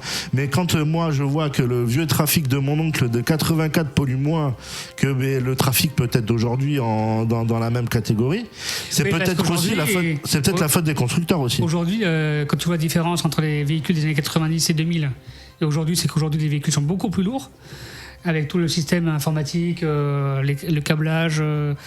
et toute l'intelligence artificielle dans les voitures, tout ça, c'est quand même beaucoup plus lourd. Donc ça amène à une consommation plus élevée des véhicules. Oui, mais aussi on a quand même un retard en France. Hein. On a des très bons constructeurs pour les sports auto, Renault, Peugeot, Citroën. Mais par contre, au niveau public, en fait, on a vraiment l'impression que c'est des constructeurs qui ont laissé tomber la qualité au profit pour le profit. Aujourd'hui, tu prends la gamme THP en fait de Peugeot Citroën, c'est une catastrophe. Tu vois, je regarde un peu les annonces, tu vois, je suis amateur de voiture, tu le sais, et tu t'aperçois qu'en fait les moteurs THP c'est des moteurs qui à 90 000 sont déjà en train de casser. Et qu'il n'y a pas eu de rappel de constructeur, qu'il n'y a pas eu de retour. Tu prends les moteurs TFSI de chez Volkswagen, pareil, tu as des problèmes de queue de soupape et tout ça. Donc ça t'oblige à aller au garage, ça t'oblige à dépenser des sous énormes pour pouvoir réparer ta voiture, parce que Volkswagen aujourd'hui ça comprend plusieurs marques, hein. C'est aussi Audi, c'est Lamborghini, c'est Skoda, Seat et j'en oublie peut-être, il y a la gamme Golf bien sûr, et j'oublie peut-être une marque certainement qui est liée à Volkswagen. Donc ça veut dire que aujourd'hui à une certaine époque, dans les années 2000, ta voiture tu pouvais la pousser à 400 000, et regarde, on a eu un monsieur qui avait une 307 dans le nord de la France qui a poussé sa 307 à 1 million de kilomètres. Donc c'est que cette voiture-là a été conçue dans les usines Peugeot avec du matériel de qualité, et que avec cette voiture-là, il a fait 1 million de kilomètres, ce qui est quand même un exploit. Mais sur le même modèle de gamme en break, tu peux faire facilement 300 000 à 400 000 kilomètres avec ce genre de véhicule en diesel ou en essence. Donc ce qui fait que le fait d'avoir baissé en qualité et le fait de faire venir des pièces de Chine où tout est fait à l'arrache dans des usines avec des gens qui sont sous-payés, tu te retrouves dans une situation, et c'est là où on peut intervenir aussi avec Damien, puisque à un moment donné il parle de réindustrialisation en fait de la France et de la société qui nous entoure. Quand tu as cette qualité de main-d'œuvre en France, Peugeot, Citroën, Renault, que tu as des véhicules qui vont à 300 000, 400 000 km, tu pollues pas. Tu pollues pas, parce qu'au final, comme tu fais 400 000 bornes, t'es pas obligé de mettre ta voiture à la casse, t'es pas obligé de la faire dépolluer, t'es pas obligé de la mettre dans un coin parce que tu sais pas comment t'en débarrasser, puisqu'aujourd'hui, si t'as pas les gens du voyage pour te débarrasser de ta voiture, tu sais pas comment il faut faire pour l'amener dans une casse. Les gens sont pas informés là-dessus, et effectivement, si peut-être on arrêtait de virer les usines automobiles, hein, à Blanquefort, ils ont subi vit ça avec Ford. Mais il y a aussi Getrag qui est en danger. Il y a eu Fumel avec l'usine de batterie dans le Lot-et-Garonne qui a fermé aussi. Il y a eu plein d'usines comme ça où tu avais la qualité de main-d'œuvre. C'est pas pour faire du. C'est pas c'est de la qualité. On a besoin aujourd'hui d'avoir de la qualité. Et on t'explique aujourd'hui que les seules gammes officiellement de véhicules qui sont fiables, c'est les Japonais, c'est parce que les Japonais fabriquent eux-mêmes leurs voitures. Donc en fait, ça réduit quand même beaucoup la voilure en termes de véhicules. Donc les Japonais et les Coréens font construire leurs voitures chez eux. Mais nous, on continue d'aller en Chine et d'avoir des gens qui sont sous-payés et qui en plus, malheureusement, sont maltraités et puis font tout extrêmement rapidement. C'est pas normal qu'aujourd'hui une Peugeot 208, qui serait censée être un peu comme une Renault Clio, fasse que 80 000 bornes en fait. Et d'où la réindustrialisation du pays, Damien. Oui, tu as très bien résumé la situation. Effectivement, ça, nous, c'est un des marqueurs forts de notre programme national. Et du coup, moi, ce que j'incarne, moi, ici à Bordeaux, en local, c'est cet enjeu de la réindustrialisation de notre matière première. Alors là, tu parlais beaucoup de l'enjeu de la voiture, mais c'est beaucoup plus vaste. Là, moi, sur la circonscription, je pense à l'enjeu autour des bassins à flot, le rapport au fleuve, tous ces métiers que nous avons perdus, qu'on peut retrouver avec un grand plan national de réindustrialisation, que nous, on aime bien dire de Made in France. Il faut aussi, on a un savoir-faire sur certains endroits inégalé dans notre pays qu'il va falloir retrouver et que le politique doit encourager financièrement et concrètement. Donc oui, l'enjeu de la réindustrialisation à l'échelle nationale et à l'échelle de notre circonscription est un enjeu important. Oui. De création d'emplois et aussi de préservation de notre savoir-faire. Oui, parce que moi j'ai connu Bacalan avec les usines de chaudronnerie et tout ça. Mon père a travaillé là-bas en fait pendant plus de 40 ans, tu vois. C'est un clin d'œil Bacalan-Bastide, tu vois, avant que le pont arrive, avant que le pont Chaban arrive. En fait, c'était déjà un lien qui se faisait avec les gens de la rive droite qui allaient travailler sur le secteur de Bacalan, Saint-Louis et tout ça. Et il y a la Saft aussi qui est là, qui est une usine importante. Je crois qu'elle n'est pas trop menacée pour l'instant, mais oui, pour l'instant, ça a l'air d'aller, oui. Ça a l'air d'aller, mais c'est aussi un petit peu, tendu aussi à ce niveau-là, quoi. Oui, il faut être très vigilant parce qu'effectivement, le gouvernement en place n'est pas très porté sur ce genre de choses, a plutôt tendance à démanteler ce genre d'entreprise. Donc voilà, nous, sur le programme de la gauche républicaine, on est attentif à ça et on est vraiment très convaincus de ce genre de sujet et cet enjeu-là qui est au cœur de notre programme. Oui. Ouais, moi je me rappelle d'une rue Lucien Faure qui était hyper industrialisée, qui était orientée vers le port. Oui. Et là, ils ont décidé plus ou moins de relancer un peu les activités maritimes, mais on a déjà les nouveaux arrivants qui se plaignent du bruit que crée en fait ce chantier-là. Oui, toujours pareil, on en revient à l'enjeu de la médiation. Alors c'est vrai que là, nous, effectivement, sur ce secteur-là, on peut observer que quand même il y a eu des manipulations politiques et médiatiques. On a fait croire aux habitants que, etc. Donc effectivement, les gens découvrent sur le moment des nuisances sonores, etc. Donc après, voilà, ça c'est un enjeu extrêmement important que moi je souhaite vraiment porter en tant que futur député sur la première circonscription, qui est un enjeu fort, et de comment on fait cohabiter ces emplois, ce qu'on appelle productifs, avec des endroits d'habitation, des endroits de bien vivre ensemble. Et pareil, ça passe par la médiation et aussi par des actes politiques forts. C'est là où il y a aussi un clin d'œil entre la Bastide et Bacalan, avec le chantier naval qu'il y a sur la Bastide. Donc d'un côté on fabrique les bateaux, peut-être que de l'autre côté on pourrait fabriquer les moteurs ou quelque chose dans le genre. Bien sûr, oui, c'est une excellente proposition et effectivement il faut réarticuler tout ça. Oui. Et puis de l'autre côté aussi, plus loin, quand on va vers Bacalan, vers la zone industrielle, là c'est pareil, il y a beaucoup d'entreprises qui existent. Alors pour le coup, elles sont peut-être pas gênantes pour le bruit, étant donné qu'elles sont loin des habitations, mais c'est vrai que ce côté-là, il est hyper industrialisé et hyper important pour l'économie locale aussi. Oui, tout à fait. Là, sur l'enjeu de l'économie locale, c'est fondamental. Et ce genre l'enjeu de l'industrie en France et dans notre circo, c'est aussi un enjeu de meilleurs salaires aussi. Parce qu'on a beaucoup d'entreprises de tertiaire sur Bordeaux et notre circonscription. Et il est important et urgent de retrouver ces emplois productifs, industriels, qui ont fait la richesse de notre territoire et la fierté de notre pays aussi. Mais tu vois, j'ai entendu quelque chose l'autre jour à la radio. Les centres-villes ont décidé de mettre. Alors je reviens sur le sujet de l'automobile encore, mais ils ont décidé en fait de sortir les petits garages des centres-villes de n'importe quel coin de France pour les mettre en extérieur. Pour que ces garages deviennent peut-être des restaurants, des logements, etc. Et c'est pareil, là aussi, ça cause un problème puisque on a pour habitude certaines fois d'aller voir le petit mécano du coin pour faire réparer sa voiture sans forcément aller en concession parce qu'il y a quasiment 30 à 40 euros de différence pour déjà la main d'œuvre, à l'heure. Hein. Moi, je vois mon garage, il est à 70 euros. Si je vais dans le garage de n'importe quel sur la concession, ça passe à 140 euros l'heure, quoi. Donc c'est assez énorme, quoi. Et effectivement, ça crée de l'emploi aussi, et ça crée peut-être des initiatives auprès des jeunes, puisque c'est quand même des métiers passion, tu vois. La mécanique, la carrosserie, le bateau aussi. On parle des bateaux aussi, mais le bateau c'est aussi quelque chose qui fait rêver.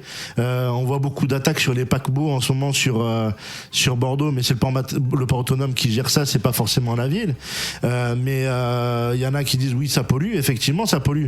Mais est-ce que dans le même temps, on se soucie des gros tankers qui sont sur les océans avec des milliards de tonnes d'engrais alimentaires ou des produits de première nécessité justement qui voguent sur les mers et qui polluent extrêmement fortement aussi.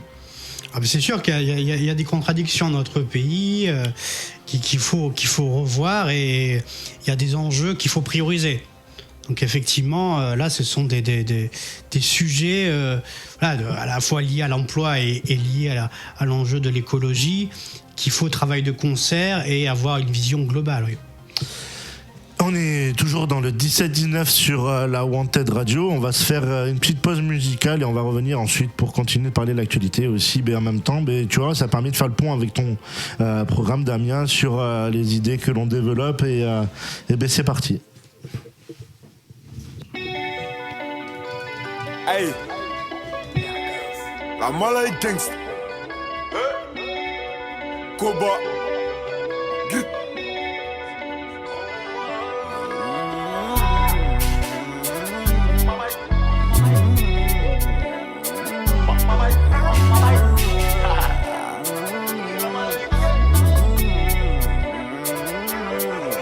Hey, veux que je la baisse pendant que ses parents sont pas là. Couleur ébène, elle m'appelle Daddy Chocolat.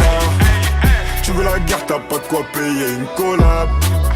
Et critiquer, maintenant veulent faire la collab. T'as mal bossé, t'es mal payé, t'es mal gamos, t'es mal 4 roues. Si je veux dedans, je la mets toute nue. Si je veux dedans, je la mets toute nue. Nique sa mère si ça porte malheur. Façon, on est maudit.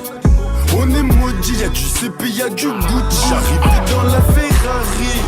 Tu me vois pas venir comme la mort. Elle est bien, c'est qu'elle est mûre. Et j'aime pas me jeter devant le miroir. Et vas-y, fais ce que t'as à faire. Fais ce que t'as à faire. Et quand je lui bouffe la schneck, des fois j'ai mon pif dans son cœur. On a percé. Putain, des fois j'oublie qui je suis. Mais je m'en souviens vite quand je croise un groupe de gros culs. Percé, putain, des fois j'oublie qui je suis. Mais je m'en souviens vite quand je baisse ma vie sur Paris. J'aurais pu arranger les choses, mais j'ai voulu baiser sa pote. En plus j'ai des potes, ces bâtards ils me font des coups de pute. J'ai même plus où donner de la tête. Faut que je roule un joint là. Toute ma con, je vais la calciner au quartier là. Hey, faut que je la baisse pendant que ses parents sont pas là. Couleur ébène, elle m'appelle Daddy Chocolat. Tu veux la guerre, t'as pas de quoi payer une collab. Et critiquer, maintenant veulent faire la collab. Laisse nos baby, mais toi tu nous compares. À mon âge j'investis, villa pour la madre. Si c'était mon gazo, je mettrais Goulka sans trop parler. On plop, on se casse, on caisse, on trace et fait des venges. Hey, hey. Gaz a toujours envie de wax, bitch a toujours envie de sexe. Quand je les ken, tu connais, je flex. Si avec elle je finis, je next. Peu importe que ou pas je plais, j'accumule X sur X, yeah. BSB gang, on parle pas, on fait. Accumule X sur X, yeah. Putain, des fois j'oublie qui je suis. Mais je m'en souviens vite quand je croise un groupe de gros culs. Percé, putain, des fois j'oublie qui je suis. Mais je m'en souviens vite quand je baisse ma vie sur Paris. J'ai les choses, mais j'ai voulu baiser sa pote. En plus j'ai des potes, ces bâtards ils me font des coups de pute. J'ai même plus où donner de la tête. Faut que je roule un joint là. Toute ma con, je vais la calciner au quartier. Hey, veux que je la baisse pendant que ses parents sont pas là. Couleur ébène, elle m'appelle Daddy Chocolat. Tu veux la guerre, t'as pas de quoi payer une collab. Et critiquer, maintenant veulent faire la collab.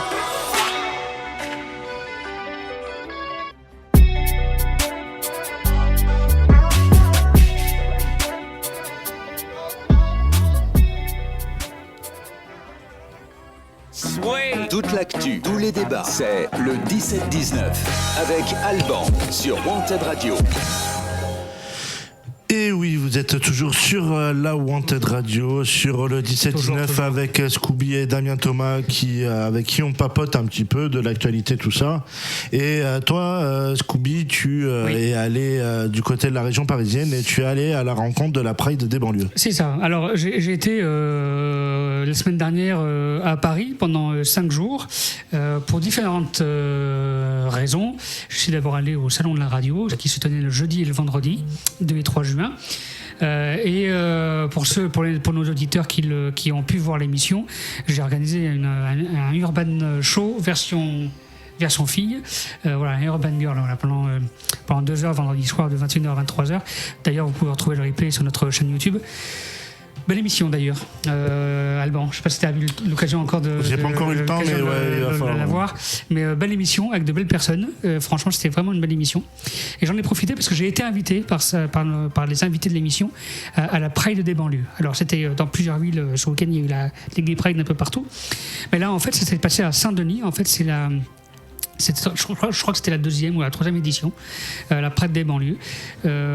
Alors j'ai été invité à voir comment ça se passait. Alors je suis allé au début de la manif avec beaucoup de gens différents ils ont compté à peu près 10 000 personnes.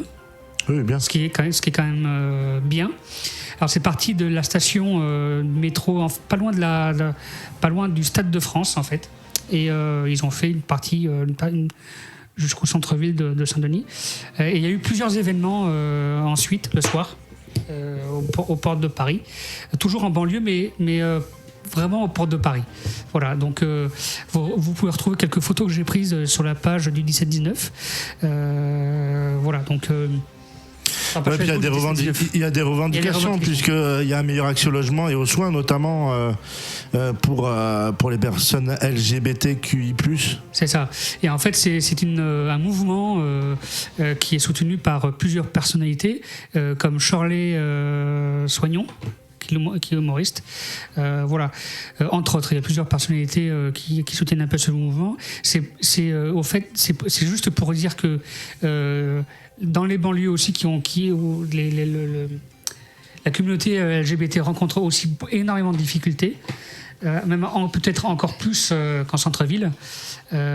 Et aujourd'hui, comment ils veulent se faire entendre dans le sens où, déjà que c'est pas facile quand tu décides de mettre à jour dans tes orientations sexuelles par exemple ou amoureux.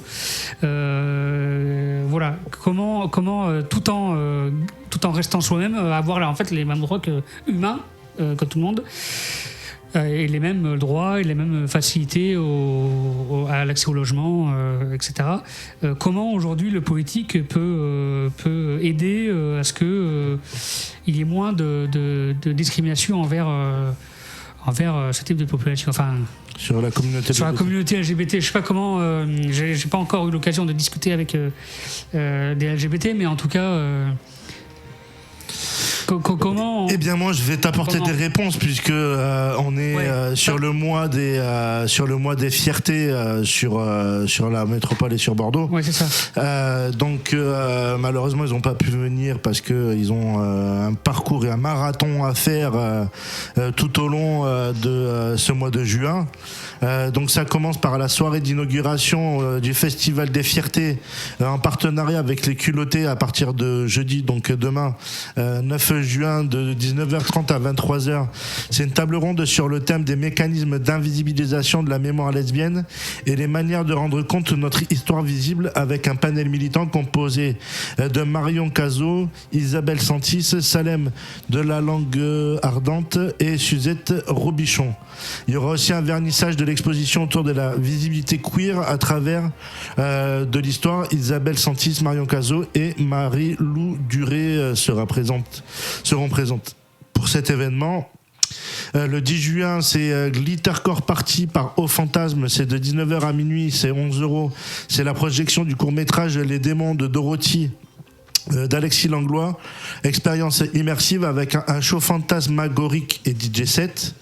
Le samedi 11 juin toujours, Mutis avec le Kink Club, donc 12h, 16h, c'est gratuit, rencontre et échange autour du BDSM et ses pratiques. Concert de Baptiste Sens, SOS Homophobie, de 17h à 18h30, c'est gratuit, c'est suivi d'un temps d'échange. Il y a Kinky Night Fever, 19h, 1h, prix libre, soirée fétiche pole dance, shibari, artiste drag, projection vidéo, exposition photo et peinture, créateur queer bordelais, stand de prévention et DJ set par La Beuchère et Tiny Beat Prince, désolé j'ai un anglais qui est à moitié moisi, totalement même. Après, il y a donc dimanche 12 juin, si tu veux venir, Scooby, il y a la marche des fiertés à nos identités plurielles. À 13h, c'est les prises de parole des associations. C'est quand ? C'est dimanche. D'accord. À 14h, c'est le départ de la marche du Parc des Angéliques au Jardin Botanique. Et de 17h à 22h, DJ 7 et performance place des Quinconces. Le mardi 14-06, il y a le tournoi de Blotte qui est sacré pour le Gyrophare. C'est le moment, on va dire, intense des événements, puisque c'est une tradition, on va dire, bien typique. Donc de 19h à 23h, c'est gratuit sur inscription, venez vous affronter en équipe. Le mercredi 15 juin, Meet Hacking, 15h à 17h30, c'est gratuit, c'est une permanence du collectif Drag la Cave Hackings. Et Méga Mimbo des Fiertés à 19h à 1h, gratuit par La Casa Maison Éclose et La Femme Ellipse. Le jeudi 16, je vous ai dit, c'est un marathon, donc même moi en le lisant ça fait marathon aussi, mais le jeudi 16 06, donc You Are Here, 14h30, 18h, gratuit sur inscription, cartographie ta propre île au trésor lesbienne, atelier tenu dans le cadre du projet The Lesbian Companion de Dr Liz Millward, facilité par l'artiste Marie-Lou Duré, aucune expérience attendue, matériel fourni. Il y a Goudou Time à 19h jusqu'à minuit, prix libre, concert de Alekali et Duchesse Bleue, poésie queer érotique par Elodie Petit, DJ set du Guinistan. Le vendredi 17-06 au théâtre et Sola Gracia, 19h30 21h, c'est 7h, une pièce avec Yassine Sif El Islam, avec Benjamin Yousfi, Benjamin Ducrot et Patricia Chen. Et il y a une scène ouverte si tu veux lire un texte, danser, chanter, performer, regarder le public dans le blanc des yeux. La scène est à toi et c'est de 21h à minuit, c'est prix libre sur inscription. Il y a un salon culturel queer qui va avoir lieu le week-end du 18 juin et du 19 juin aussi, avec un marché des créateurs, un atelier de théâtre, des ateliers de drague, des marchés, la projection du film documentaire Yen en roue libre, suivi d'un temps d'échange. Et il y a une soirée Cave Hacking, performance drag king et DJ set, c'est à prix libre aussi. Le lundi 20-06, il y a la soirée du Cassis, de 19h à 23h, gratuit sur inscription. Quelle est la place du genre dans l'éducation, avec Nicolas Framand, sociologue. L'association La Foudre prend racine et le Gyrophare sur inscription. Le mercredi 26 juin, il y a la journée parentalité queer avec La Foudre prend racine. Donc c'est des tables rondes, c'est des représentations, des conférences. Le jeudi 23, Plan Perché, c'est une projection du recueil de témoignages de chemsexeurs, documentaire produit par le Corps-VIH Lyon-Vallée et du Rhône, suivi par un temps d'échange avec les NIPS. Le vendredi vendredi 24, c'est une soirée genre et musique. Piche et Witch, Pas à Pas Records. La Foudre prend racine et Fac Apt vous propose une soirée musicale pour réfléchir à la place du genre dans le monde de la musique. Samedi 25, il y a un show drag par Vicky Lips, Ellipse, Prudence Lips. Et le début du show est à 20h30, suivi par une silent party casque à prix libre. Et le dimanche 26/06, c'est la Casa et Maison Éclose qui sont organisées pour clôturer le Festival des Fiertés. Donc tout ça, c'est à l'espace Saint-Rémy. Et il y a aussi des endroits où vous pouvez aller voir d'autres événements. Vous allez sur le site du gyrophare.org sur internet et vous pourrez découvrir tout le programme en fait complet de ce mois des fiertés qui va avoir lieu. Et effectivement, on peut parler de la situation de la communauté LGBT+, notamment dans les quartiers. Peut-être que c'est un sujet qui viendra autour de la table, bien entendu, en espérant que toutes les agressions et les discriminations que la communauté subit. Ça serait intéressant, je pense, de ça, d'avoir des gens autour de la table pour nous faire part un peu de ce que. Nous faire part un peu de comment ça se passe. C'est pour parler, on va dire, pour les prochaines semaines. Damien, tu parles d'égalité et de laïcité au niveau de la communauté LGBT+. Comment, au niveau de ton programme, tu t'es adapté à faire en sorte que cette communauté se sente moins discriminée ou au moins déjà moins mise à l'écart dans la société? Alors déjà, nous, dans le programme, on a un engagement fort autour de l'école et sur cette question-là, de mieux accompagner, mieux former les enseignants sur ces questions-là, qui sont les sujets, je dirais, contemporains. Donc ça, c'est une proposition claire. Et du coup, de plus fortement accompagner les associations qui défendent cette cause. Voilà les deux propositions fortes que nous faisons. Toi, t'as pu avoir des témoignages de Scooby là-bas un petit peu ou t'as plus été à l'écoute? J'étais plus, je découvrais un peu les situations parce qu'il y a des choses que je ne connaissais pas, des situations que je ne connaissais pas. J'ai découvert pas mal de choses et que j'ai découvert que c'était plus difficile que je le pensais. En tout cas pour cette communauté. Donc, j'ai pas eu forcément d'échange direct. Sur ce sujet-là avec les personnes que j'ai rencontrées, ni pendant l'émission, parce que c'était pas le sujet abordé, mais je pense que ça vaudra le coup peut-être pour des émissions d'actualité comme la nôtre, peut-être aussi de parler de sujets peut-être plus sensibles comme celle-ci. Effectivement. Voilà, avec des invités. Voilà. Eh bien, on va se faire une petite pause musicale sur la Wanted Radio dans le 17-19 et on va continuer à parler de l'actualité, des événements qui se passent et aussi du programme de Damien Thomas qui se présente sur la première circonscription de Bordeaux qui est extrêmement vaste. Vous allez voir ça, c'est un vrai territoire immense avec une riche diversité culturelle et sociale et je pense qu'on a tout ça à y apprendre de cette circonscription. Tout à fait, tout de suite. Actu, débat, c'est le 17-19 avec Alban sur Wanted Radio.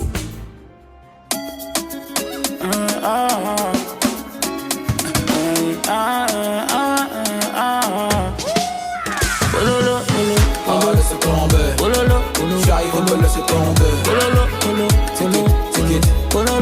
J'arrive à me laisser tomber.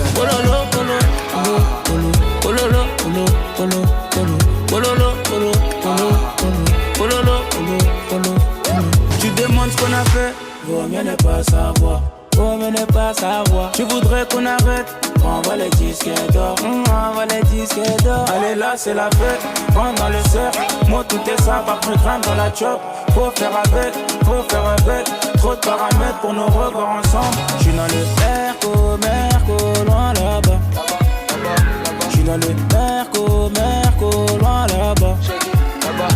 Les condamnés tournent dans la zone.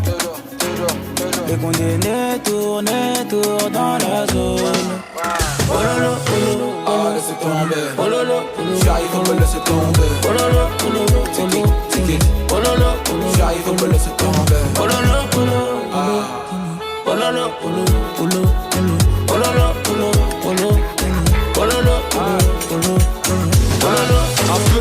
vente, un petit Cohiba, petit père de Carrera, j'ai les euros Sagada.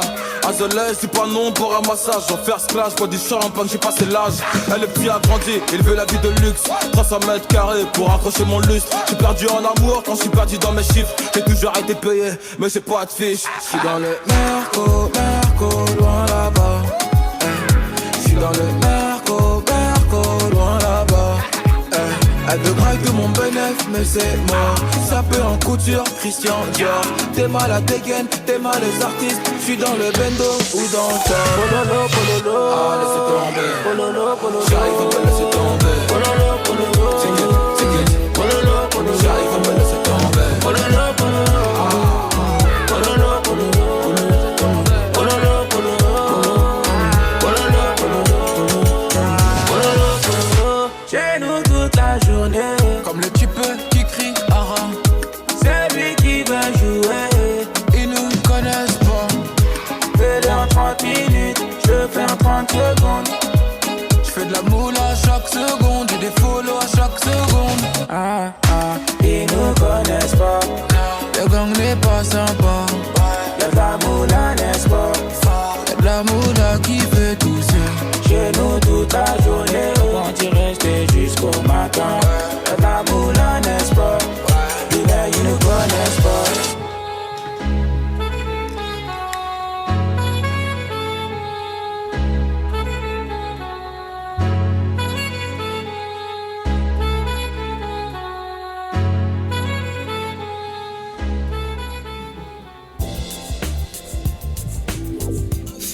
Actu, débat, c'est le 17-19 avec Alban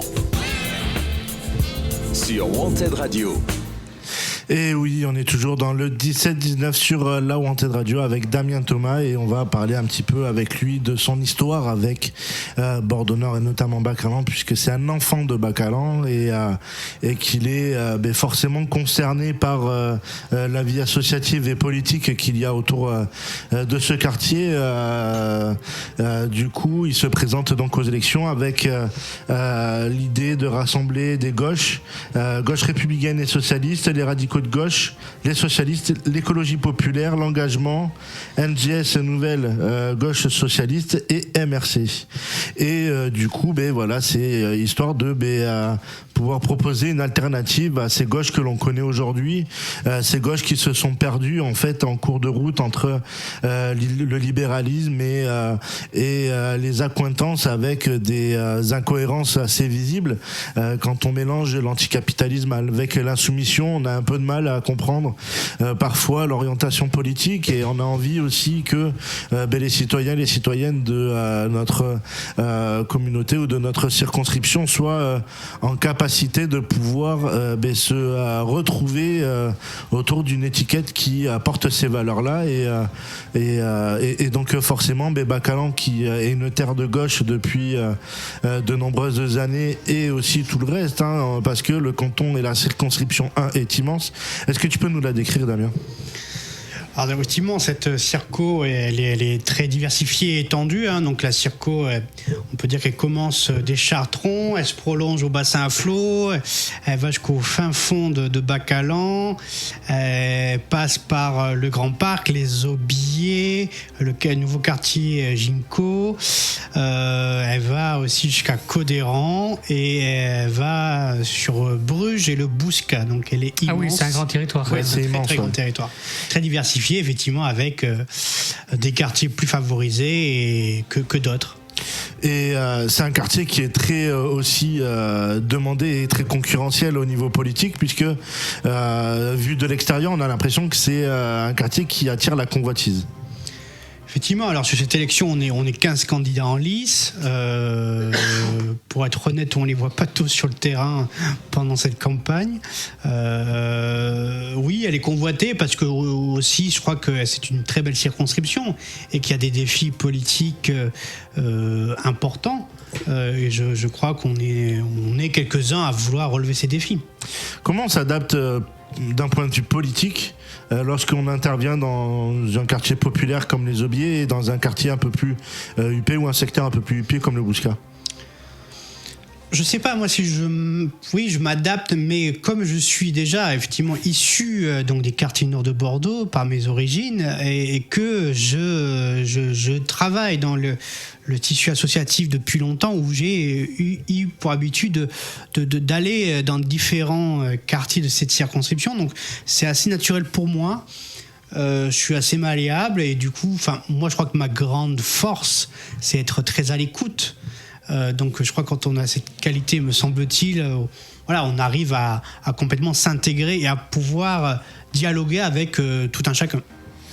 Et du coup, tu as une suppléante aussi qui est Alaouia Berama. Oui. Qui t'accompagne au cours de ces législatives-là, de ces élections. Et elle est aussi de Bacalan ou elle est d'un autre coin ? Effectivement, elle aussi est issue de Bacalan, elle y vit. Elle y a créé une association importante, Maman tu es belle, qui travaille, qui propose des activités culturelles et linguistiques auprès des mamans des quartiers nord de Bordeaux. Donc, et du coup, elle est nouvellement chef d'entreprise dans le transport. Donc, c'est un choix fort que j'ai voulu faire avec Alaouia, de mettre sur le devant de la scène et d'être accompagné dans cette élection par quelqu'un de terrain, quelqu'un engagé dans la vie associative, quelqu'un issu aussi de la diversité. Je crois que c'est aussi important de valoriser aussi cela, même si ça ne fait pas tout, mais c'est aussi un enjeu important. Et du coup, on est très complémentaires. Est-ce que cette rumeur bordelaise du Bordeaux-Maritime ou Ginko est-ce que c'est des quartiers dortoirs de Parisiens qui prennent l'LGV à 2 heures de Bordeaux pour être au plus près, ou est-ce que ça arrive à se populariser un petit peu ? Il y a un peu les deux. On sent bien en temps sur le terrain qu'on arrive à un moment de charnière, un moment de choix politiques forts et des choix politiques qui vont permettre de rassembler ces différentes composantes de la population. Donc là, c'est aussi une des tâches importantes des prochaines années. On parle beaucoup de Bacalan et on va parler d'un sujet qui a marqué l'actualité récemment sur cette circonscription-là. C'est un sujet qu'on a abordé en off et plusieurs fois ensemble. C'est au niveau des rassemblements tôt et des fameux ranges illégaux qu'il y avait à Bordeaux-Lac. La mairie actuelle a procédé à une répression assez incroyable à ce niveau-là, en mettant des bandes rugueuses donc cours Jules Ladoumègue, et a normalement fait fermer le parking de Auchan-Lac le vendredi soir, et même la station-service est fermée d'ailleurs, hein. Donc n'allez pas par là-bas quand vous faites autre chose que ça. Et culturellement parlant, ce secteur-là a toujours connu ce genre d'événement. On est dans une période où on parle beaucoup de sécurité routière, où il y a quasiment des morts tous les week-ends sur les routes, que ce soit motards ou automobilistes. Est-ce qu'il serait pas peut-être intéressant de créer une piste peut-être parallèle ou à proximité de l'actuel qui est à la barre avec les motos, pour que justement ce phénomène-là de l'illégalité puisse moins déranger la population en fait qui autour du parking de Leroy Merlin, mais aussi au niveau du bruit, au moins là-bas peut-être que ça dérangerait moins. Alors ça, c'est effectivement un sujet complexe et passionnant à la fois. Le rôle de député là-dedans, c'est de jouer d'être à une place de médiateur entre les collectivités locales, effectivement l'État, le ministère de l'Intérieur, et aussi les protagonistes de ce genre d'activité et les associations peut-être qui sont autour. C'est un sujet qui demande d'être travaillé en profondeur, auquel je ne peux pas m'exprimer très concrètement. En tout cas, ce que je m'engage à faire, c'est de travailler sur un enjeu de médiation, toujours pareil, et de mettre tout le monde autour de la table. C'est toujours parfois aussi cette chose la plus simple, peut-être la chose la plus compliquée. Moi qui viens du tissu associatif et culturel, parfois on peut avoir une vraie difficulté à réunir tout le monde dans un seul et même lieu et pouvoir dialoguer sereinement et être constructif. Donc en tout cas, moi, une de mes premières actions, ça sera de travailler à cette médiation et de trouver un consensus, un compromis, et de pouvoir favoriser ce genre d'activité tout en étant dans le respect de gens qui souhaitent être tranquilles. Tu parles aussi sur ton programme des services publics et de santé. On sait qu'aujourd'hui, à Bordeaux, on a eu des cas quand même particuliers, avec notamment la fermeture des urgences à Pellegrin, qui est censé être le premier hôpital public de France, et aussi des délais d'attente dans la clinique des 4 pavillons, où une dame âgée a attendu plus de 6 heures dans le camion de pompiers. Je crois qu'en suivant de ça, il y en a une qui a attendu plus de 8 heures. On a besoin aujourd'hui d'avoir un service de santé public de qualité pour justement contribuer à ce que les gens se sentent mieux dans leur vie et puissent avoir accès à des soins. Oui, ça c'est un des enjeux forts, un des sujets où je suis prêt à lutter très très fort contre le gouvernement actuel, qui a complètement contribué à saccager ce service public-là important, et on a pu le voir aussi pendant la précédente crise sanitaire. Nous, ce qu'on propose dans notre programme national, c'est d'augmenter les postes dans les hôpitaux. Donc, on propose sur 5 ans la création de 100 000 emplois et par là même d'augmenter les salaires qui sont malheureusement trop bas, et du coup de permettre, en augmentant les salaires, de faire revenir du personnel soignant. Tu vois, j'ai pensé à un truc, tu vois, vu qu'on en avait parlé en off de tout ça. Tu vois, sur des territoires comme le Bazadais, le Langonnet et Libourne, ils sont plutôt bien dotés d'ailleurs au niveau hôpital et clinique, puisqu'il y a quand même beaucoup d'anciens. Alors ça, j'ai appris aussi de Pellegrin qui sont partis à Libourne, peut-être pour avoir des conditions de travail un peu plus apaisées, un peu plus tolérables. Mais c'est vrai qu'il y a des secteurs où on n'a pas l'impression que ces soins-là sont de qualité. Moi, je prends la clinique d'Arès ou du côté de Langon, où il y a quand même c'est des entreprises privées. Ils prennent beaucoup d'intérimaires. Les intérimaires prennent une grosse prime à la fin de chaque période de travail dans les cliniques privées. Et du coup, parfois, on arrive à avoir des accidents médicaux. Et tu vois, je me suis posé la question si c'était pas un jour utile, tu vois, de faire un hôpital public en compensation de Pellegrin sur le bassin d'Arcachon, et éventuellement peut-être dans le Langonnet ou même dans le Médoc. Bien sûr, évidemment. Je crois que ce que tu suggères est un enjeu fort pour notre département, et effectivement, j'adhère plutôt à ta proposition. Oui. Tu parles aussi de l'école publique, puisque Blanquer s'est fait arroser cette semaine et a crié à l'attaque déloyale des gens. Je crois que c'est avec de la mousse à raser, si je dis pas de bêtises. Oui. Et ça fait depuis 5 ans qu'il est là, et ça fait 5 ans qu'il est en train de massacrer l'éducation nationale. Et là aussi, en fait, au niveau de tes propositions, tu as un programme qui est établi. Oui, je te confirme qu'on a un programme très concret sur ce sujet. La question de l'école est un des sujets qui nous préoccupe le plus. Donc voilà, sur l'enjeu social et sur les enjeux de pouvoir d'achat. Nous, on propose notamment une proposition de loi très forte et marquante, qui serait d'interdire les écoles privées hors contrat et de réserver exclusivement les financements publics à l'école publique. Ça, c'est une mesure claire de gauche qui affirme notre positionnement. Ouais, puis on a besoin d'avoir aussi peut-être de la qualité en fait au niveau de l'enseignement, c'est-à-dire que aujourd'hui, enfin il y a une époque ancienne où rentrer dans l'éducation nationale était une vocation. Aujourd'hui, on a l'impression que des fois des gens rentrent là-dedans pour être prof ou maître ou maîtresse. On dirait qu'ils font ça par défaut juste pour avoir un salaire.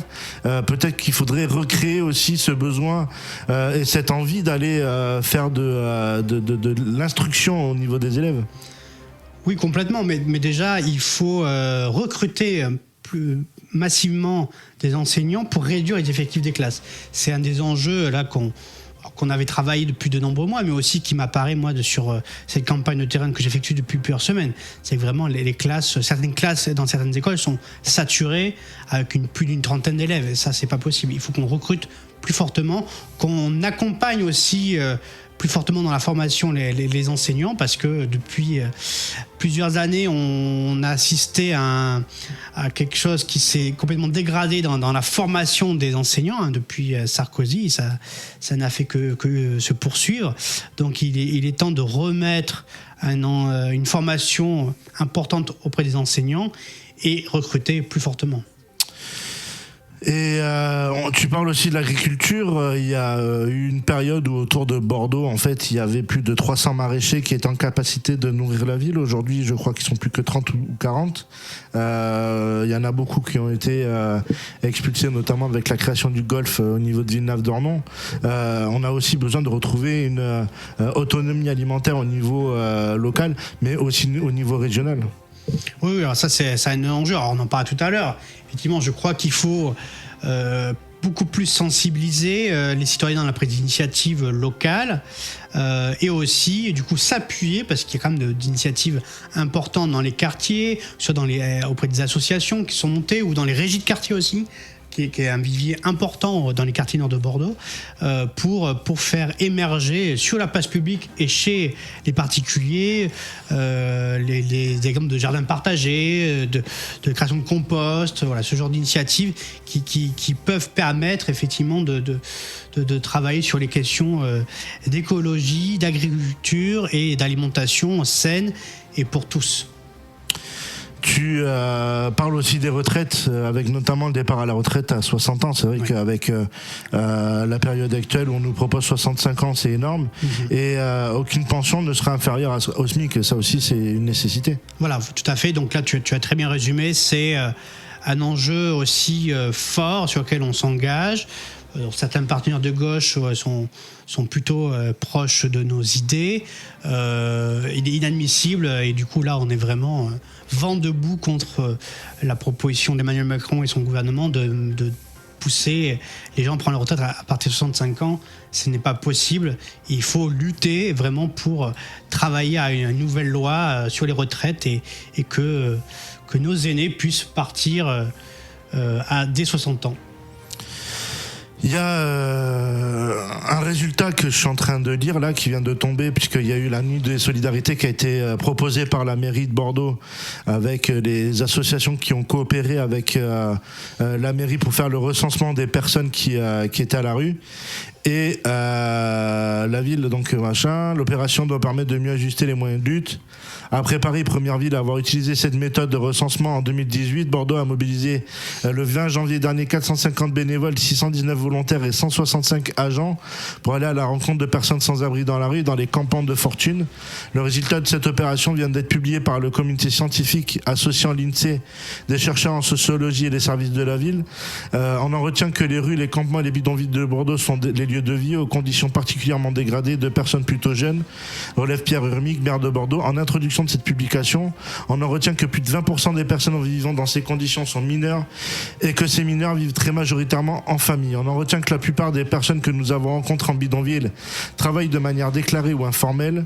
1 millier de personnes pendant l'opération, 599 personnes ont été recensées dans la rue, et il faut y ajouter 287 personnes qui vivent en squat et présentent également un besoin de mise à l'abri.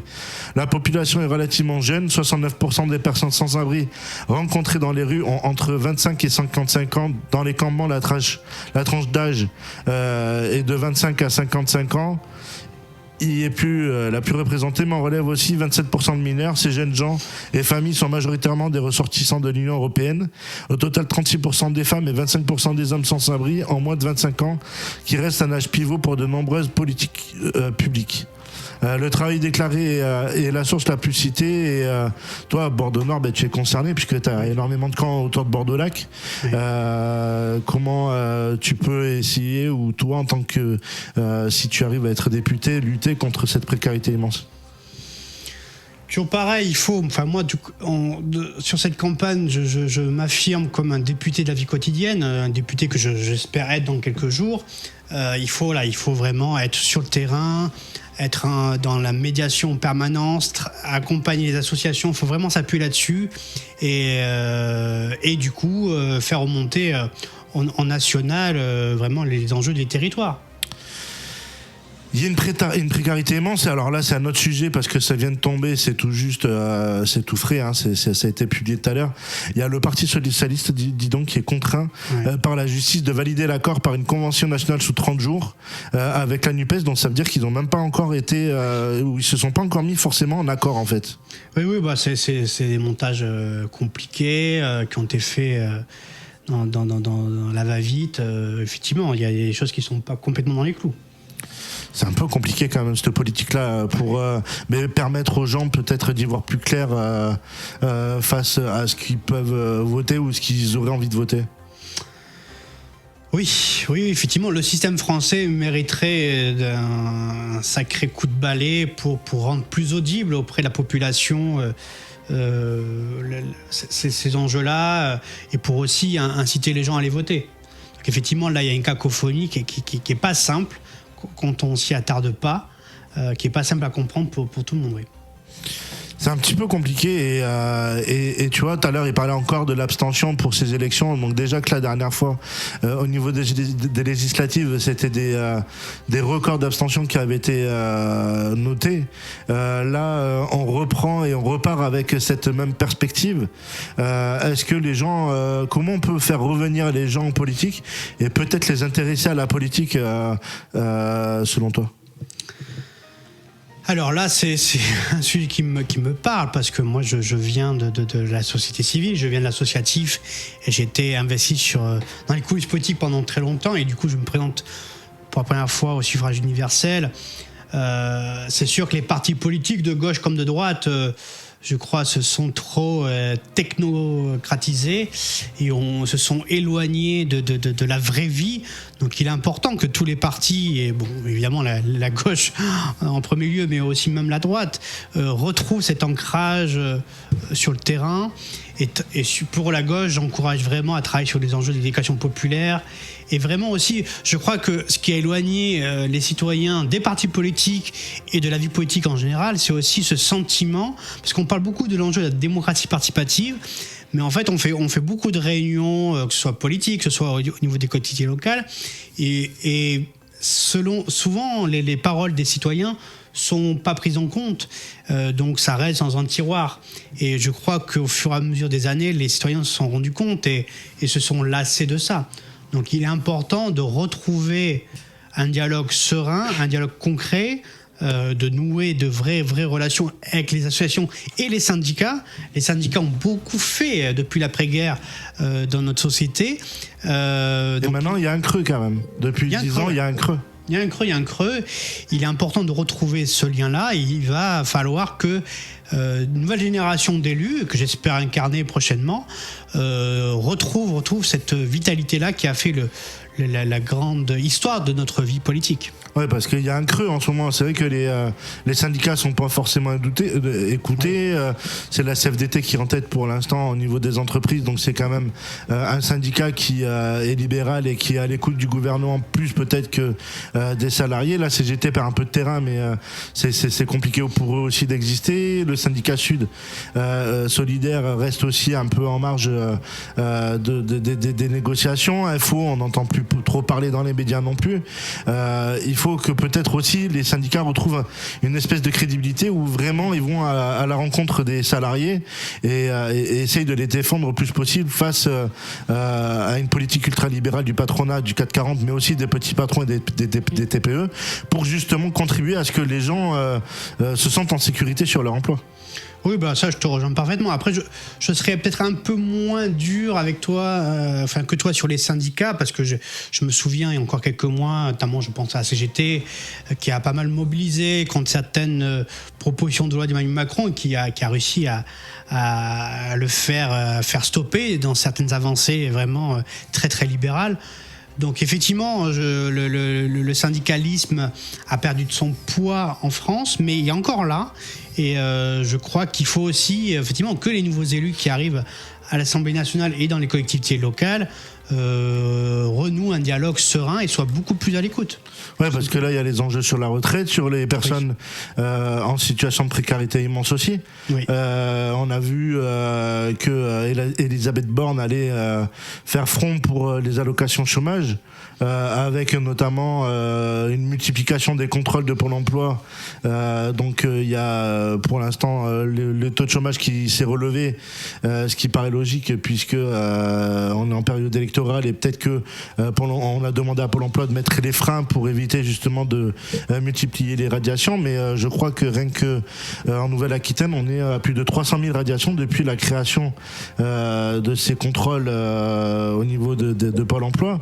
Et le problème, c'est que forcément, quelquefois derrière, l'emploi n'est pas forcément là pour les personnes. Oui, alors c'est sûr que là, il y a aussi, il va falloir être vigilant dans les prochains mois parce que ce qui s'annonce, selon moi et selon la gauche républicaine que j'incarne, peut être très difficile pour nos concitoyens.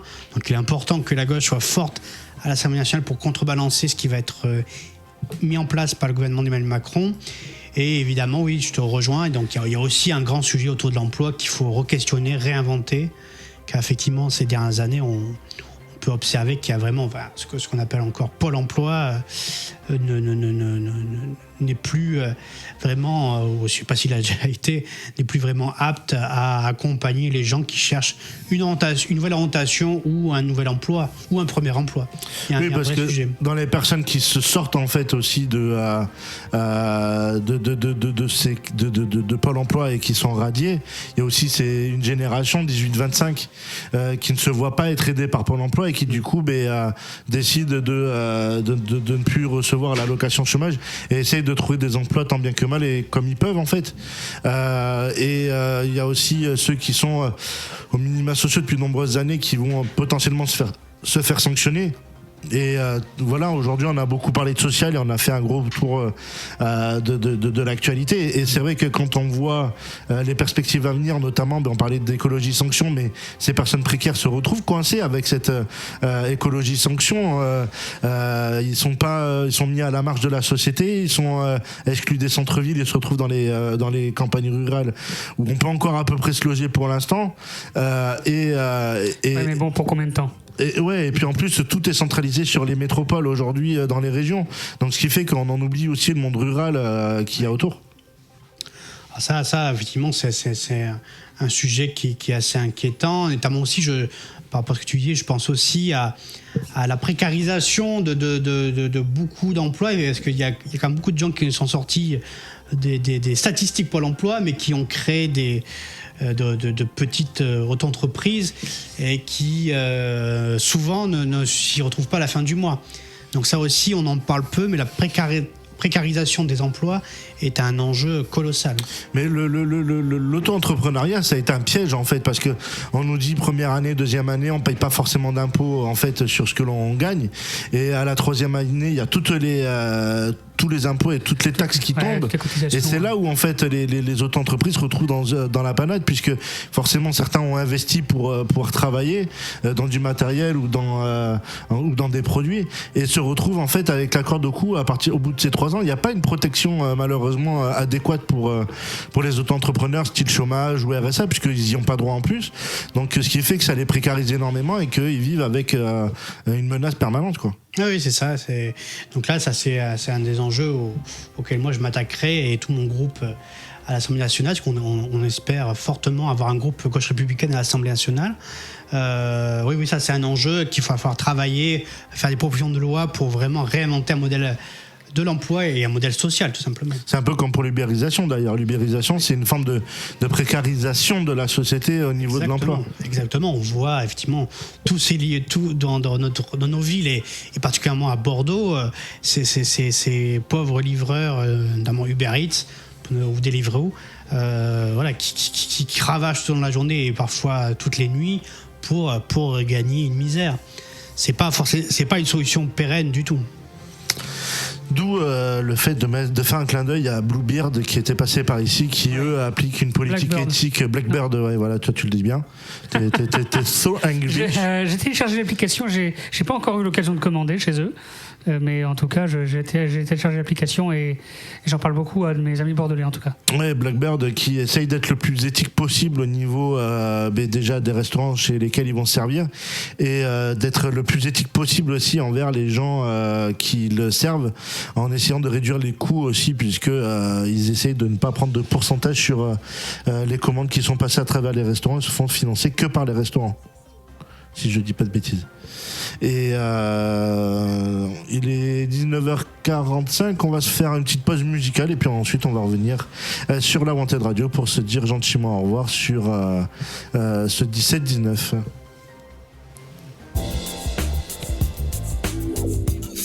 Actu, débat, c'est le 17-19 avec Alban sur Wanted Radio. Ok, prépare les valises ma jolie. Tout ça c'est fini. Je vais te faire kiffer les week-ends ma jolie. Elle me parle plus du quartier, du shit, de la police. Toute la semaine comme le J en folie. J'fais des cendriers, canettes dans l'audi. J'passe les vitesses aux palettes vers Conti. Vas-y garde-moi la barrette, là j'suis en condi. Comme à l'ancienne, j'mets le polo crocodile. Bronzage doré à l'huile de cocotier. Voyager jusqu'au Nirvana. Hôtel 5 étoiles, prendre le petit déj en pyjama. Faire un petit pétou sur le mont Fujiyama. Faire le tour de la Thaïlande dans 500 Yamaha. Faut que je quitte la France, elle a fait la petite frange. C'est là qui fonce, c'est là qui fonce. Que je dépense, gros joint devant la défense. C'est là qui fonce, c'est là qui fonce. J'prends Uber Eats du Calais au Georges 5. À la Ribéry, j'mange des entrecôtes à 1005. J'vais faire un tour, j'suis sans casque en 125. J'suis dans la kiffant, j'me sens plus d'attendre le 5. J'fais plaisir à ma mère, dans le ménage elle a trop souffert. Ma mère c'est ma reine, j'la laisse même pas mettre les couverts. Quand j'étais en galère, elle me dépannait à découvert. Dernier Range Rover, que je rentre le toit ouvert. Faut que je quitte la France, elle a fait la petite frange. C'est là qui fonce, c'est là qui fonce. Que je dépense, gros joint devant la défense. C'est là qui fonce, c'est là qui fonce. Voyager jusqu'au Nirvana. Hôtel 5 étoiles, prendre le petit déj en pyjama. Faire un petit pétou sur le mont Fujiyama. Faire le tour de la Thaïlande dans 500 Yamaha. Faut que je quitte la France, elle a fait la petite frange. C'est là qui fonce, c'est là qui fonce. Que je dépense, gros joint devant la défense. C'est là qui fonce, c'est là qui fonce. Faut que je quitte la France, elle a fait la petite frange. C'est là qui fonce, c'est là qui fonce. Que je dépense, gros joint devant la défense. C'est là qui fonce, c'est là qui fonce.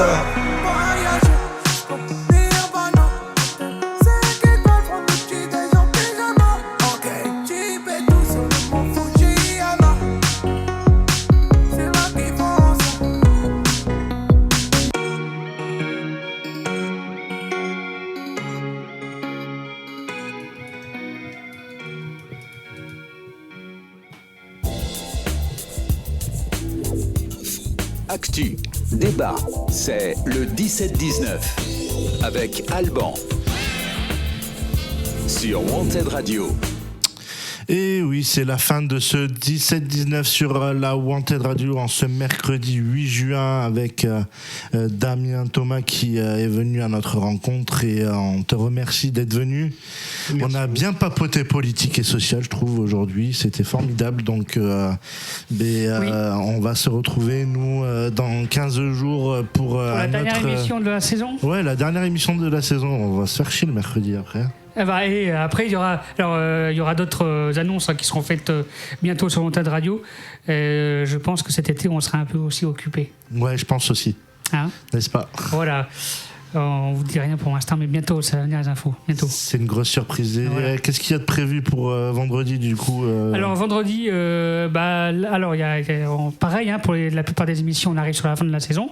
Il y a le Quid qui présente encore 2 émissions. Celle de vendredi, pareil, qu'on va annoncer d'ici demain. Il faut qu'il confirme 2-3 choses. Et le 24. Voilà, et la dernière émission Urban Show, ce sera le 1er juillet que je présenterai pour présenter les artistes qui seront sur scène le lendemain.